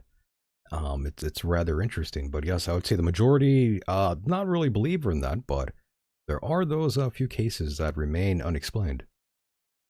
I will at the agree. peak of what I was doing, I lit some incense. I threw myself some wine. I pricked my finger and dropped some blood into the wine, drank it, and then I invited Lucifer to take over my body. Said, "I'm yours. Go ahead. You really Take did me that. over." I did that, and it took a little while to kick in, but something changed as I was smelling the incense. Something changed in my head, and all Wow. fear in my being completely disappeared. I've never felt so powerful in my entire life. And along with that feeling of power was this feeling of intense glee. Like whoever or whatever this being is having the time of his life. It's the happiest guy in the world. That's Wow. exactly what it felt like. That's pretty wild. It is. And you don't think that was a psychological thing that you did to yourself? That you maybe a form of hypnosis, a self-hypnosis that you don't even know about? Absolutely, definitely could be, but either way, it worked. Either way, it Either worked, way. though. Okay. Interesting. So I do believe that the occult and magic is just science that we have not discovered yet. Because, sometimes Say that again? the brain will believe what Wait. the brain wants to believe, also as well, at the end of the day. Repeat what you said, Daniel. I'm sorry. I couldn't hear you. Basically, what I believe is, and it's a common belief among occultists, but the things in the world of the occult that actually work are just examples of science that we either have not discovered yet or are things that we're rediscovering from those Atlanteans. Okay, that's what I thought you said. That's why I wanted to comment that. See, I've always found myself to be an alchemist in search of religion, God, the devil, powers, like mental powers that are, for lack of a better term, superpowers. So as a searcher, I've always classified myself as an alchemist, even though alchemy is more of the trying to turn metals into gold. But that's not the solid. You know what you need, Myke? Definition. You know what you need? I think you need about 4 tabs of acid, and you could. Well, if you find get God. them for me, I would try them. I think you need a heavy dose of psychedelics, Myke. I think then you will see a God. Send me some acid, man. I've been asking you for 10 years now. Please, I have no contacts out here. I'm pretty sure we're going to be seeing psychedelic mushrooms legalized within the next 5 years. Oh, that'll be good. Yeah, that's another great thing. They usually sell them all over the place out here in California, unfortunately. I mean, it's not hard to find. It seems like all these magical potions and things are pretty much hidden in plain sight from all of us, unfortunately.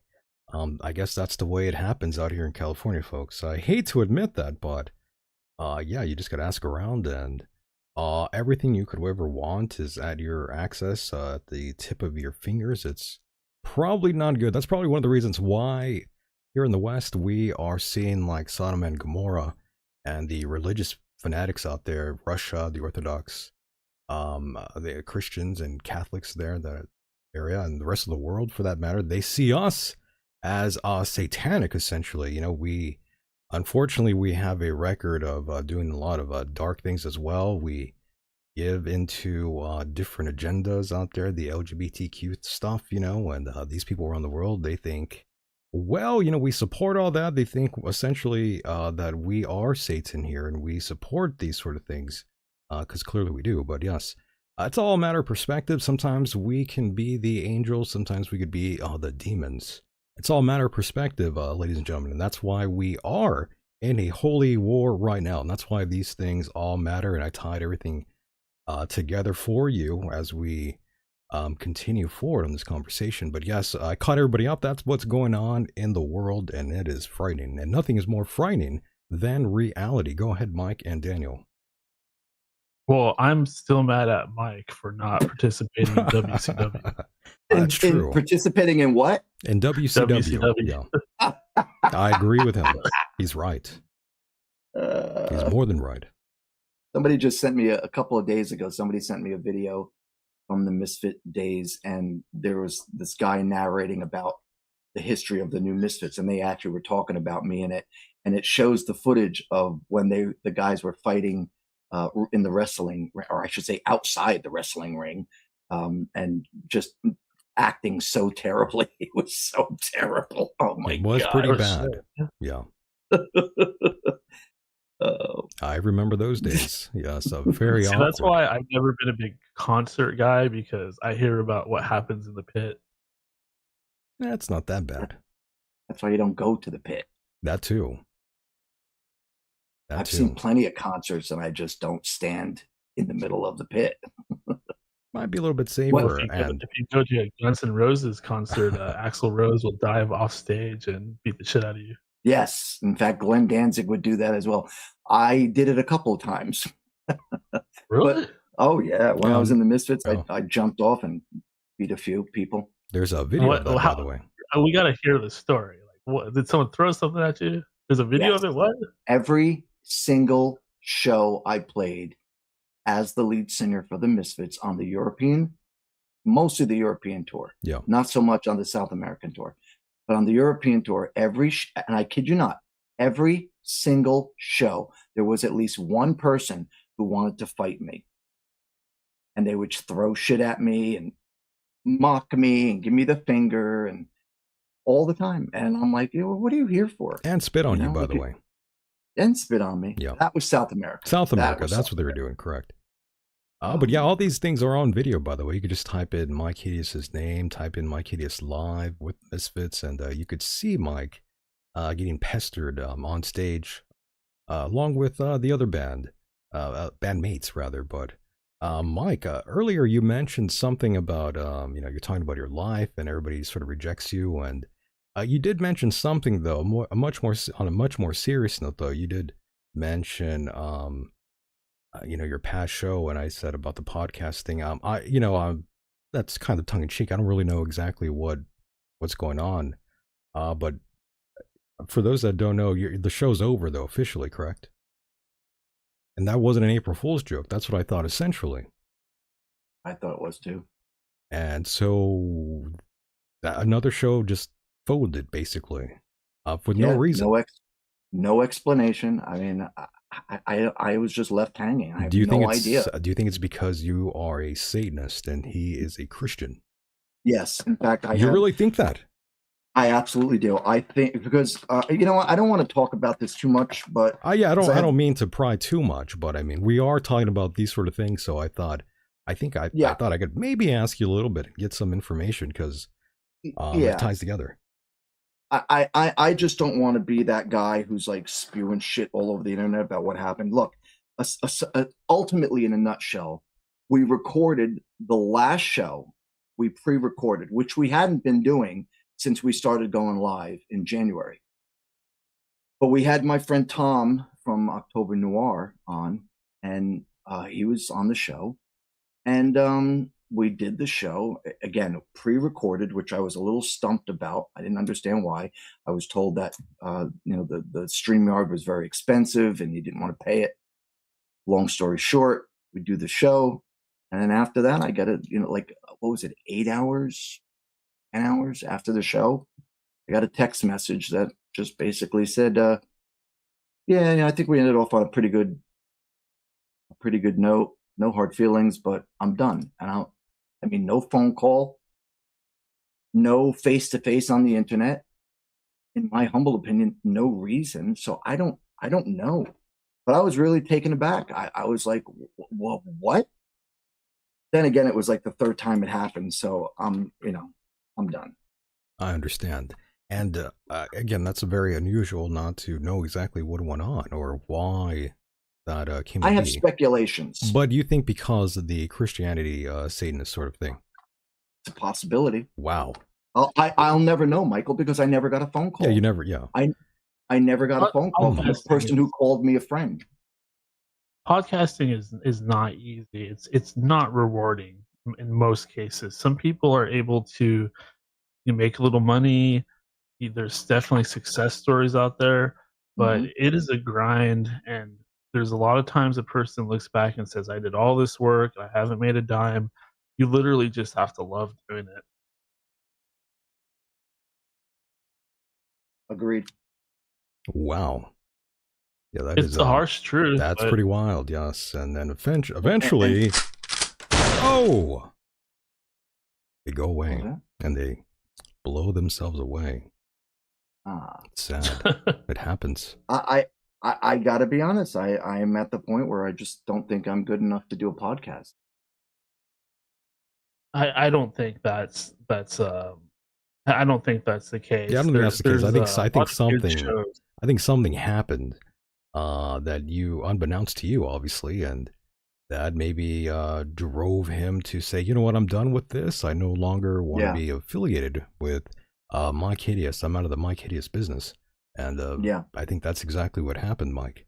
But unfortunately, it's unfortunate that you don't exactly get to know what prompted this sort of reaction. But that's what bothers me the most, because you just, all you could do is just let it go now. Water under the bridge type thing. Yeah, I'm over it already. I was over it like that day. When I got the text message, I'm like, what, again? Okay, whatever. I'm done. I can't work this way. So, again, I began to question myself. Do I just suck? But I sincerely believe that there is something deeper that happened that I'm not being told. Yes. And as I have to keep reiterating this, not even get a phone call. Like, yeah, I know that's a little strange. I don't disagree at all, Mike. And it's a very unfortunate thing. I wish it was different. I wish you had an answer. And no disrespect to him. I've always liked him quite a bit. Yeah, I did too. It's a little perplexing that he wouldn't exactly tell you the fundamental reason why he did this. But again, it goes to maybe the subject matter that you were talking about. Maybe it got to him. Maybe he no longer wanted to hear you. I think he is probably like, sincerely. I'm tired of Mike. I don't want to hear bullshit. I'm done. Maybe that's what he was really, maybe that's what it was going on in his mind. I can't read his mind. I don't know. I'm just saying, maybe, you said something and it rubbed them the wrong way, essentially is what I'm trying to say. And I agree with you, Michael. And I'll be very honest here. I'm not trying to hide anything, but for the longest time, for about almost 4 months, I was literally walking on eggshells because I didn't want to upset him, which is not a good way to work. No, I understand. It happens. You know what happens. Me and Daniel right here, we both had a bit of a tassel as well. We went at each other at times, and that's what happened with both of us essentially. But we, took a while to patch things up, and now we're here together, all like a big, happy, dysfunctional family. And I can appreciate that for the both of you. I'm glad you both came to your senses and realized that life's too short. Let's bury the hatchet, so to speak, and carry on. Exactly. And the feud did have some funny moments. No, I agree. I don't disagree, Daniel. But real life is not pro wrestling. Pretty much. Pretty much. And obviously it's just a show, and I've always viewed Daniel as a friend of mine, so there's that aspect too, obviously. I got to tell you, Daniel, in all the years I've been doing this show with Michael since you had left, Michael has never, ever said one good word about you. No, That's no, pretty good. Michael has never badmouthed you to me ever. And I'm talking about private conversations, off the air. He's always been respectful to you, even when you guys had just like the fresh split up. So I just want you to know that, because I don't know if you know that or not. Oh yeah, we were just two young bucks with big heads, and Sure. our horns started clashing, and it's no different than what happens in the music industry. And the guys realize they're both being kind of douchebags, and they end up going out and touring again. That's right. Yep.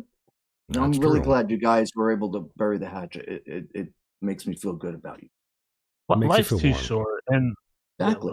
life's too short for that stuff. And it's part of even though I wasn't really like a huge Christian back then, like I think one part of Christianity I always kind of had was the forgiveness thing, and um, holding grudges against people is pretty lame. It's not going to get you anywhere in life. Right. Pretty That's much, right. yeah. So true. Unfortunately, that's the harsh truth. That yes, it won't really drive you anywhere. But unfortunately, the same thing can be said about you, Mike. I actually say a lot of horrible things about you to Daniel constantly. I say how horrible you are, how I just wanted to take a nap and never wake up again. I say all sorts of bad things. Hey, you know who I just recently sent a message to? It's going to blow your mind. Oh my God. I watched an interview of my former so-called film partner, Paul Bazile. Oh, really? Paul was the guy. Remember, Daniel, Paul was the guy that kept messaging me and you about certain To do the things. show. About the show. Yeah, I wanted to be on. And that was the guy that stole a lot of things from Mike at one time. And now you're saying you've mended fences. No, I didn't say I mended fences. What I Oh, I did is see. I reached out to him. I saw this video he had done. It was an interview where he talks about myself and Michael Graves and that whole fiasco, and how he reunited his friendship with Michael Graves after Graves treated him like shit for like 12 years. So anyhow, I watched the whole video and I was impressed by it because he didn't say one bad word about me. And the only thing he said was that, Myke Hideous and I are not on speaking terms, which I respected greatly. So I wrote him I wrote him a DM on YouTube. Oh, And okay. I was very, very simplistic, but straight to the point. And I said, listen, for what it's worth, I always respected you. And I always wanted our friendship to go further than it did, instead of just being so-called business partners. I liked the guy. Were you trying to sleep with him, by the way? Yeah. I knew you were going to say that. Well, you set yourself up. I'm sorry. I know. I had to take the usually shot. do. I'm sorry. But I just reached out and said, listen, for what it's worth, I always liked you as a friend, and I wanted to make our friendship be greater than what it was. But I think he had a lot of reservations against me. People will talk in your ear about, She's a whore. like, yeah, Mike's a hooah. And I think that's where he kind of, like, if anybody holds a grudge, he's holding a grudge. He even said it in the video. Wow. Italians tend to hold grudges. But I just said, listen, I would be willing to put things in the past if you would. Love to talk to you or something. I don't remember exactly how I wrote it, but that's what I wrote. I just, Oh, that's why? nice of you. I don't know, but I just did. I always liked Paul. Witty, he's smart. Yeah. Well, look at Hulk Hogan. Before he died, you could tell he was trying very hard to patch things up and fix things with just about anybody and everybody that he so? had. Pro issues wrestling with. reference. I love that. I did not realize that, since I'm not a Hulk Hogan fan. I don't know if very many people were at the end there. He was pretty despised by Pretty a lot much of hated people it. Yeah. in the industry. Yeah. I didn't have that problem. I just don't like wrestling, so I don't follow up with the stars of wrestling. I don't care. I don't either. I'm just addicted to it. Love that. My goodness, and the funny thing is, we didn't really even discuss most of the things I had in store for the audience here tonight. By the way, we didn't even get Yeah, close. my bad, man. I think me and Mike got into a little bit of like a debate there, and it kind of took over. I apologize. No, that's okay. I think it was fun to talk about these sort of things. But yes, all sorts of crazy things going on in the world. I mean, how can you keep track of everything going on right now? Everything's up in the air right now. You don't know crazy. what's true, what's fake, what's not fake, what's in between that girl's thighs. You never know. Could be a tranny surprise, as they say. God forbid. God forbid. And of course, a lot is going on, my friends. A lot of crazy shit is going on. I can't believe it. What a weird timeline that we are in, though, boys. I think we could all sort of agree with that. You know, you turn on the news, you sort of scroll through your feed, and it's the same goddamn story on a loop. For a while, I was getting stories about a monkey. For some odd reason, I don't know what this monkey was about. I refuse to understand it. But the world was talking about some. Elaborate on that a little bit. There's like some a monkey. There's some monkey that was going viral. People love this goddamn monkey. It was Punch the Monkey. It is. Punch the monkey. It was a big craze. I don't know what's going on, but it kept appearing on my feed for some reason. I'm like, what is this goddamn monkey crap about?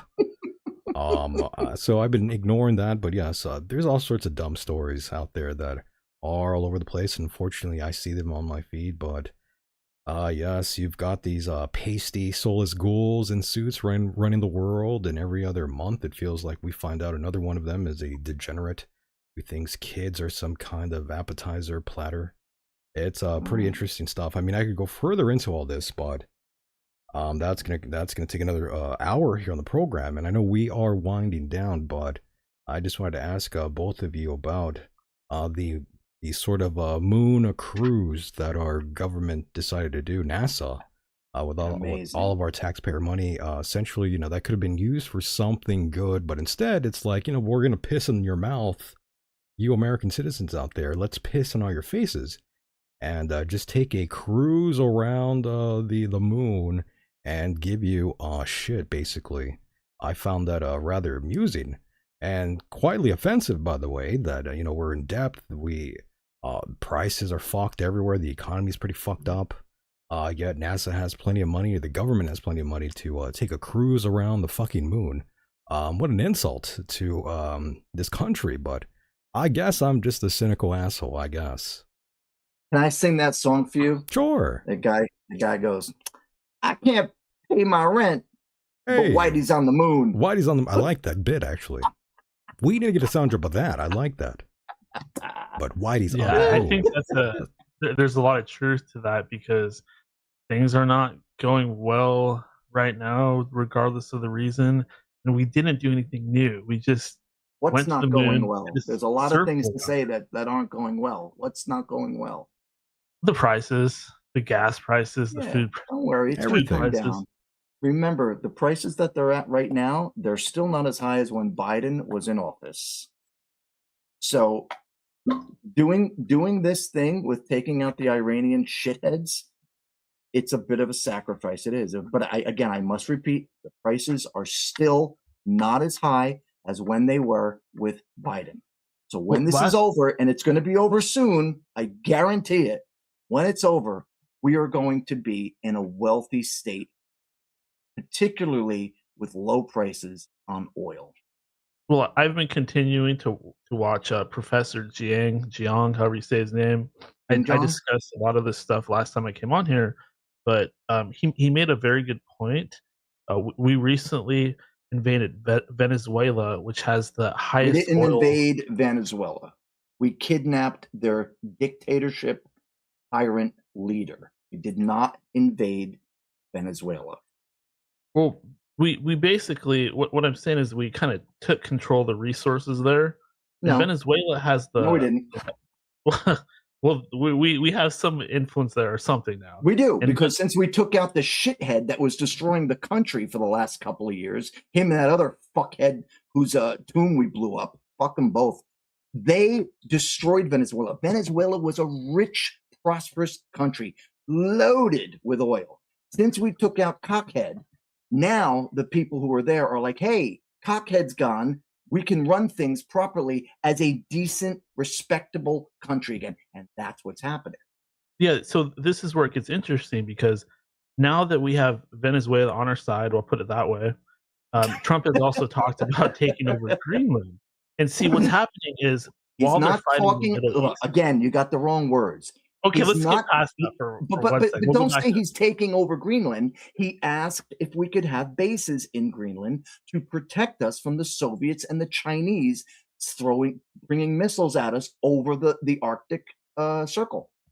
okay, but point being, Greenland, great resources there. And while this fighting's going on in the Middle East, what's happening is the oil and energy infrastructure is being destroyed.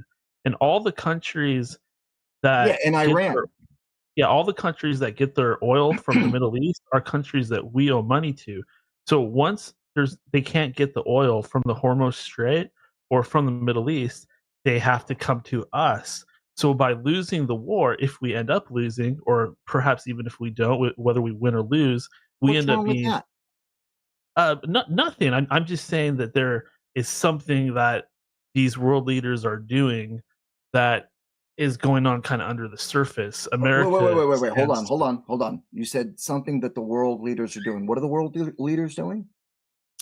Well, they're doing a lot of different things. I'm sure there's a lot of different agendas going, but Trump in particular, I should have just said Trump Yes. because what he's doing is he is actually placing all the cards into the hands of the United States because Absolutely. Nothing wrong with that. What, we're supposed to get fucked by NATO and the so-called Western world allies that we have that wouldn't even let us use their airports or military bases so that we could do a strike without a hassle? Fuck NATO. Fuck England, France, Spain, all these countries that have turned their backs on the United States. Fuck them. We don't even need them at this point. The military, the American military, is beyond any military in the world. Does that mean we're going to use it in nefarious ways? No. Taking over, not taking over. Getting Maduro out of Venezuela, positive move. What happened when we did that? Russia and China lost their ability to be in the hemisphere of the United States and get oil from from the Americas. When that happened, all right, so now you got China and Russia. That puts a damper on their abilities to continue in the war with Ukraine and the possibility of China invading Taiwan. Then we go for Iran. When we get Iran, we fuck them even more. And notice how the Chinese and the Russians immediately turned their backs on Iran as soon as they knew that they were about to be destroyed. Why?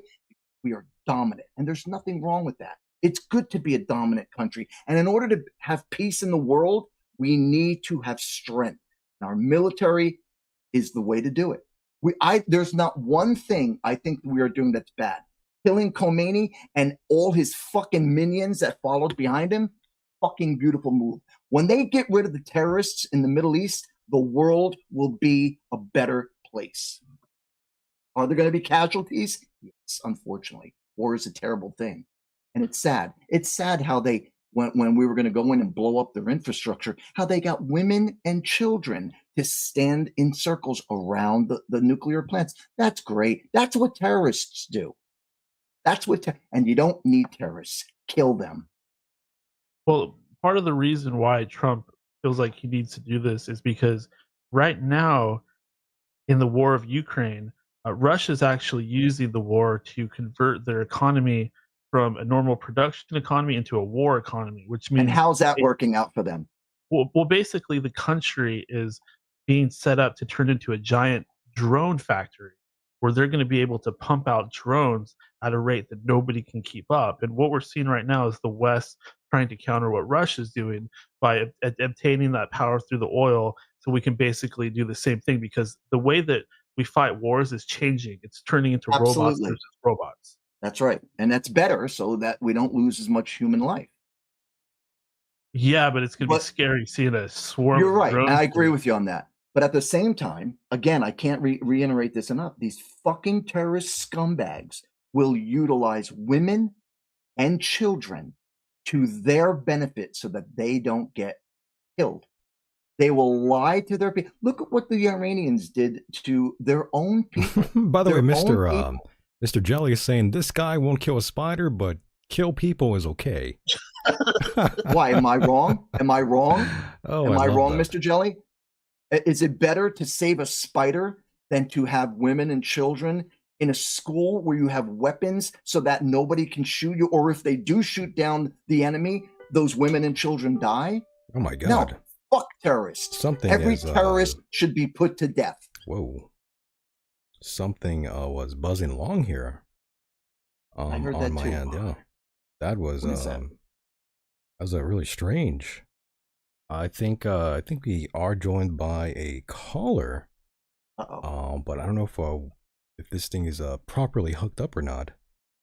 To be honest with you, caller, are you on the line?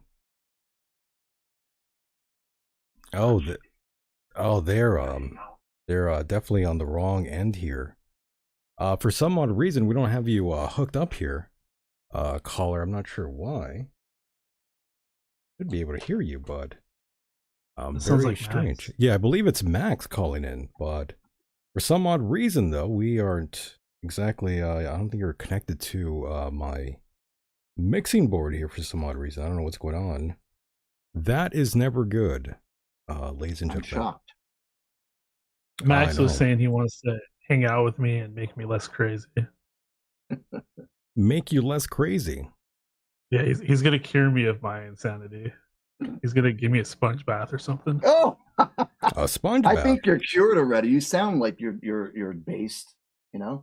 I appreciate that. Based. I like that. Many would disagree. No, I think you sounds to me like you found what you're looking for. Is this working now? Is that you, Max? Looking for. Oh, there's Max right there. Now it's working. Gentlemen, it is a pleasure. I'm lighting one up and enjoying every moment of listening to you gents chat it out. Well, that's horrifying. Indeed. But yes, Max, how's it going? Goodness. Well, you know, it depends on how you look at it. And lately I've been choosing to look at it from a very different lens, particularly a less jaded lens and a more optimistic one. At least that's the one I'm choosing today. How about you, gentlemen? Doing great. Doing great. I'm sticking with jaded because it helps my survival. Negative. Yeah. Oh, I'm glad you're doing well out there, though. You know, it is even better. Years, many moons have passed.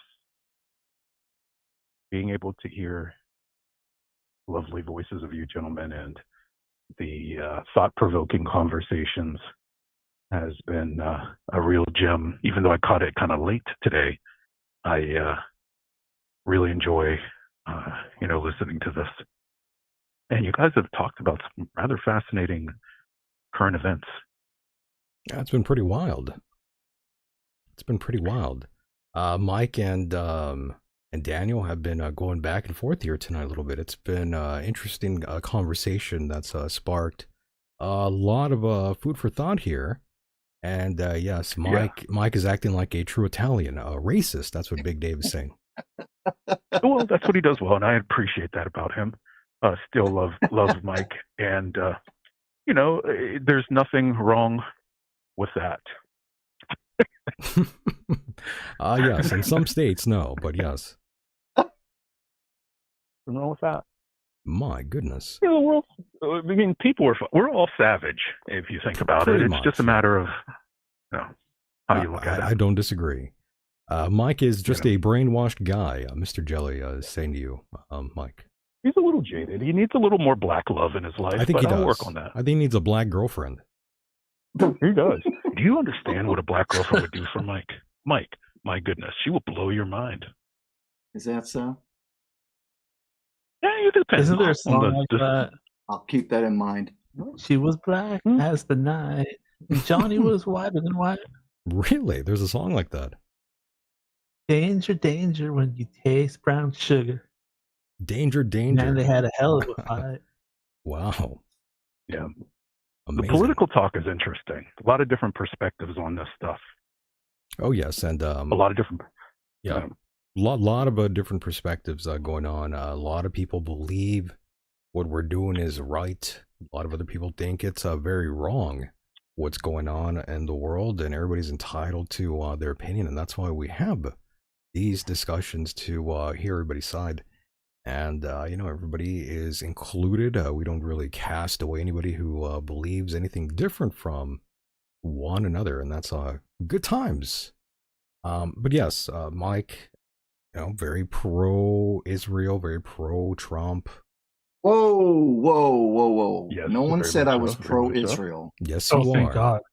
No, I'm not. Yes, Well, you are. if you're pro-Trump, you're pro-Israel. That's That's wrong, true. and I don't He's think you right. can speak for me. This is No, true. You can't Yep. speak for me on that. He's got you there.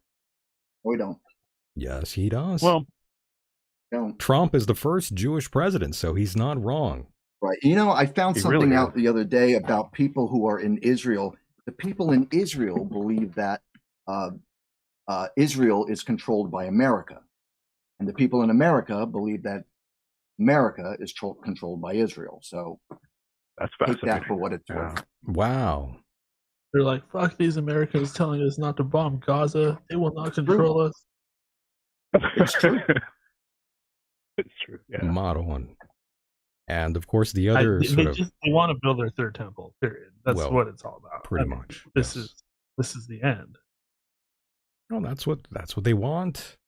No, this is a bit of a death cult, as most radical, fanatical folks are on the religious side of things, and that's what happens. If they had it their way, they would be punting all the queers and fags out there off of roofs, basically, and that's a lot of people want that here in America. A lot of the Christians want that as well, secretly. They don't want to admit that, but they want that secretly.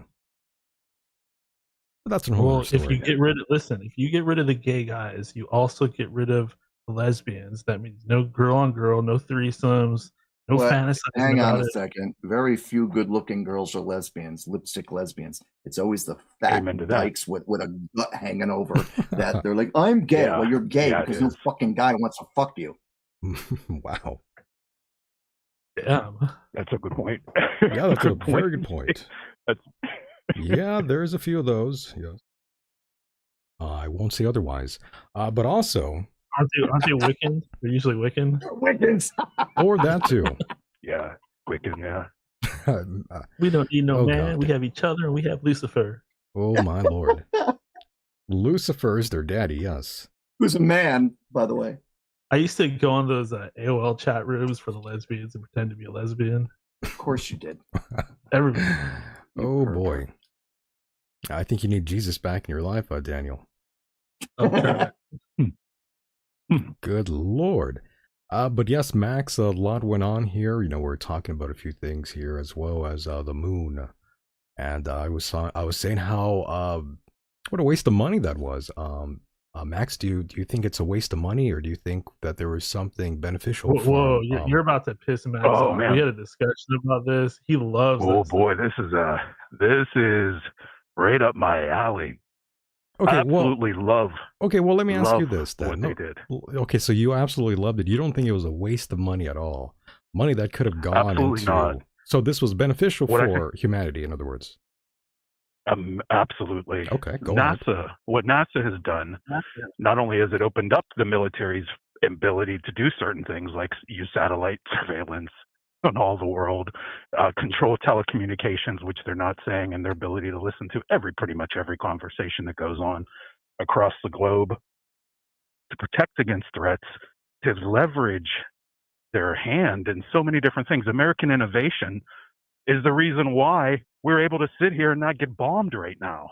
And it's because of government-funded organizations like NASA that create opportunities for us to be able to utilize the aerodynamic technologies that we have in addition to the military. So I think that it was absolutely a really courageous mission. It actually gave me hope and optimism for the future, considering what Elon Musk and President Donald J. Trump tried to do at the beginning of his term in last year, 2025, to defund NASA completely, simply because they didn't believe in the missions that they were bargaining in, and had Elon Musk try to destroy their budget completely. How do you expect to beat China, Russia, and all the other places if you do not win space? I could not have said that Somebody better, Mike. tell me how to do that. If space was real, then I would agree. Oh my And God! NASA. Oh my God. And What are you, SpaceX Candace and NASA Owens? are the reasons we are advancing our love it. technology, including AI, which is going to be the reason why we hopefully stay safe for just a little bit longer before there's a nuclear war. Well, I heard that space is gay and fake, Max. Thank you, Well, Candace Owens, who says it was invented know. by the Jews.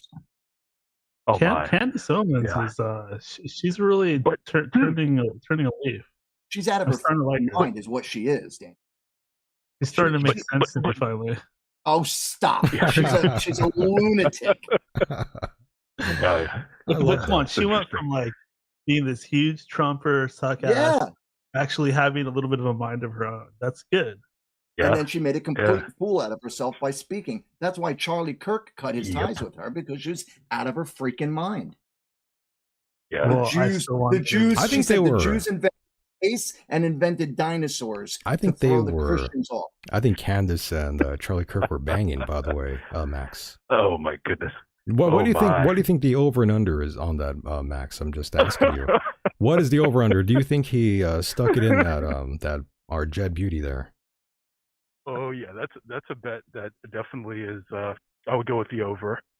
I would say there was something that went on there. I think they Well, definitely like did his touch. wife. Their privates touched, right, Max? That is so Back me up on that. Their privates Oh, touched, yeah. didn't they?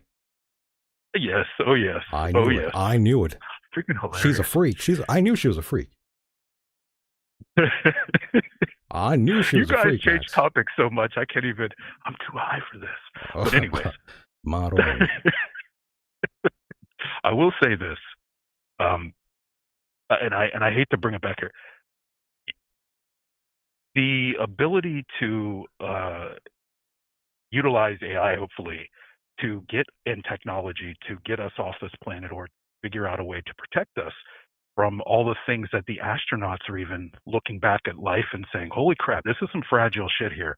Like, it's crazy that we can go 30,000 miles, rip around the moon, utilize the Earth and the moon's gravitational pull to help with our journey here. But we realize that in a certain amount of time, either humanity is going to fuck itself, which it's already doing, or something catastrophe, like who else is going to do it? It's not going to be the Russians. It's not going to be the Chinese unless we get our foot off Get the another pedal. Democratic We need to president. potentially. It could be a Republican president. Both of them suck. I mean, obviously, Basically, look, it comes down happening. to whatever president is weakest, who cannot protect the country and maintain the world. But I like what you said. That's one of the because most important things. You said something's going to happen, and you're right. Yep. It's either going to be a giant rock that falls out of the sky with our name on it, a virus that'll wipe out or a good portion of humanity, or the possibility of us blowing ourselves up. Or the sun, by the Yep. way. Scientists also believe that's another way we Yep, could make sun. our cosmic exit. Yep. I mean, if you think about how fragile it is and how stupid we are for literally fighting over the land. If there was a God, let's just put it this way, guys, and there were ultimate like let's say there's multiple universe, a multiverse, and maybe the parameters about life are like what civilization what species can I put on this planet that aren't eventually going to kill themselves or get taken out? And who's going to evolve? Fight. All animals fight, including humanity. We are no different. And we will be that way from the dawn of time until the end of days. Do you think Nice. that's an Earth problem only? No, it's a species. Pretty much. I think it's definitely a species sort of thing. It's embedded into all of us, unfortunately. And yes, this could go many ways. Some would say that it was bred into us by our cosmic creators from the sky. not exactly God himself, but alien-like beings.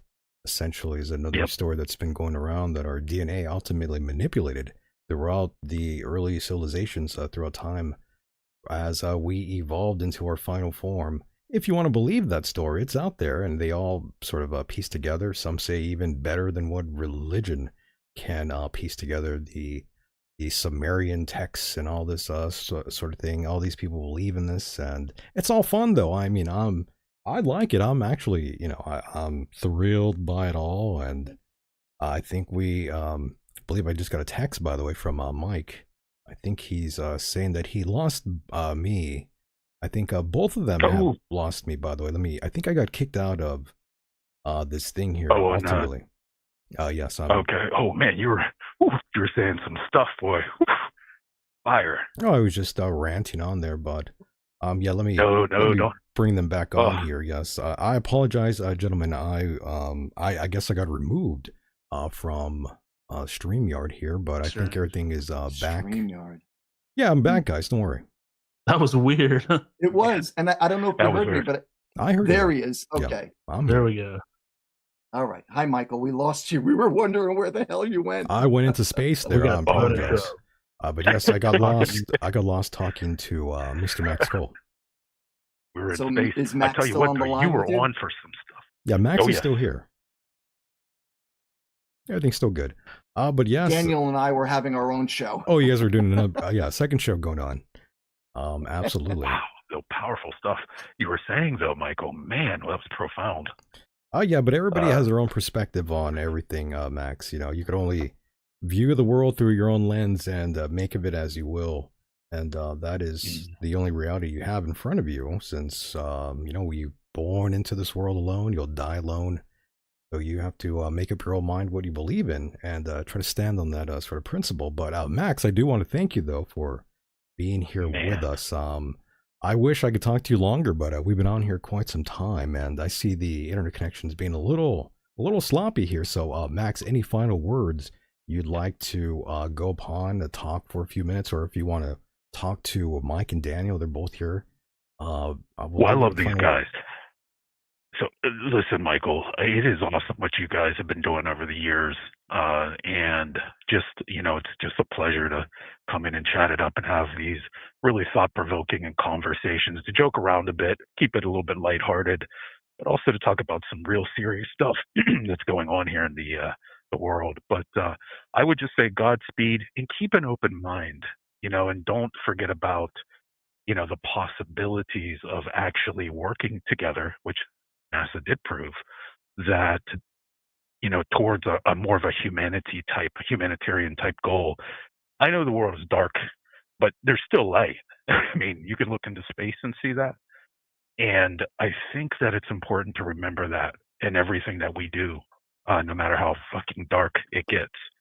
So I would just say to, keep a light on at the end of the tunnel, and life just becomes more easier to sort of navigate.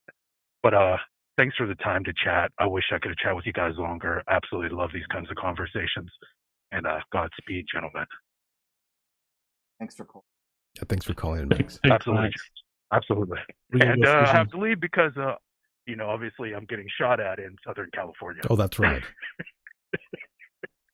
Yes, sir. Watch out for those Mexican mafia. Yes, look out for that. But yes, Max, thank you, my friend, and we'll chat again. All right, man. Have a good one. You're the best, Deacon. Cheers. Thank you. Bye-bye. And there he goes. That was Mr. Max Cole giving in a little update here for all of us. And yes, I wish he could have called in much earlier, but we had some technical difficulties here, and you gentlemen both lost. I lost both of you, I think it was, or vice versa, whatever it is. But yeah, I've been enjoying. We were still on, but we lost you. Oh, okay. I stand corrected. I was booted, but yes, it's been a fun time talking to you, Daniel, and Mike. Time really slipped on by. Yeah, we were almost 3 hours. It's been a good time. It's been a good time. But Daniel, some of your listeners obsessed.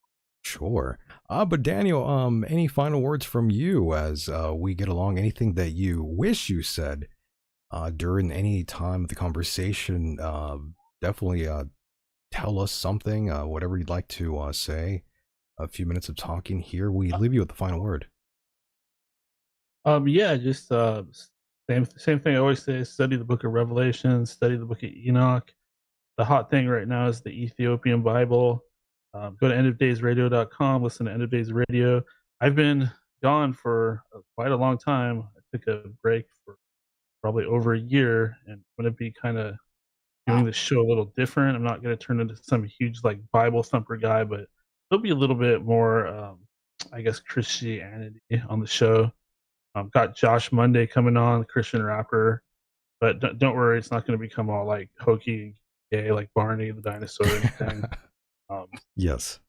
Barney the dinosaur is a Christian dinosaur?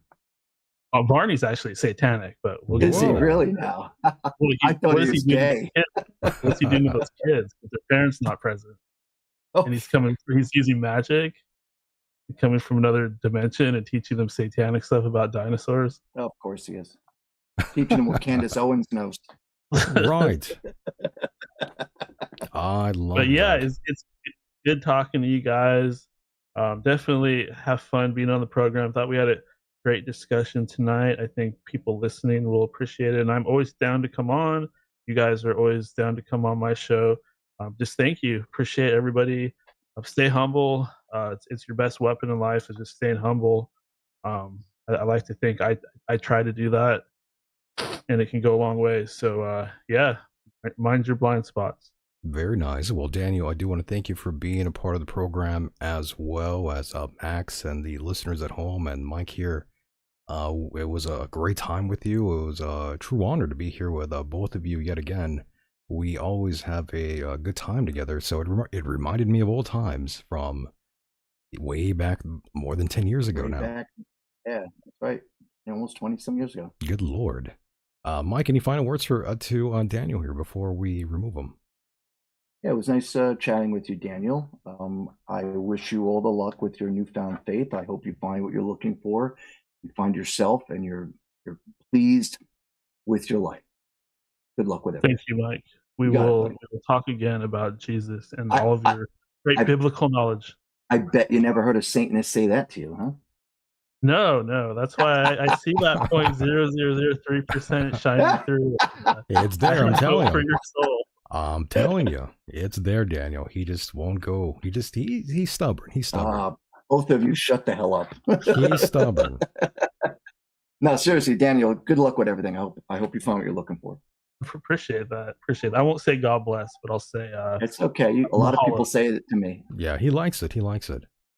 My own God that blesses me. There you go. I'll say namaste. May Lucifer bestow many an enlightenment upon ye.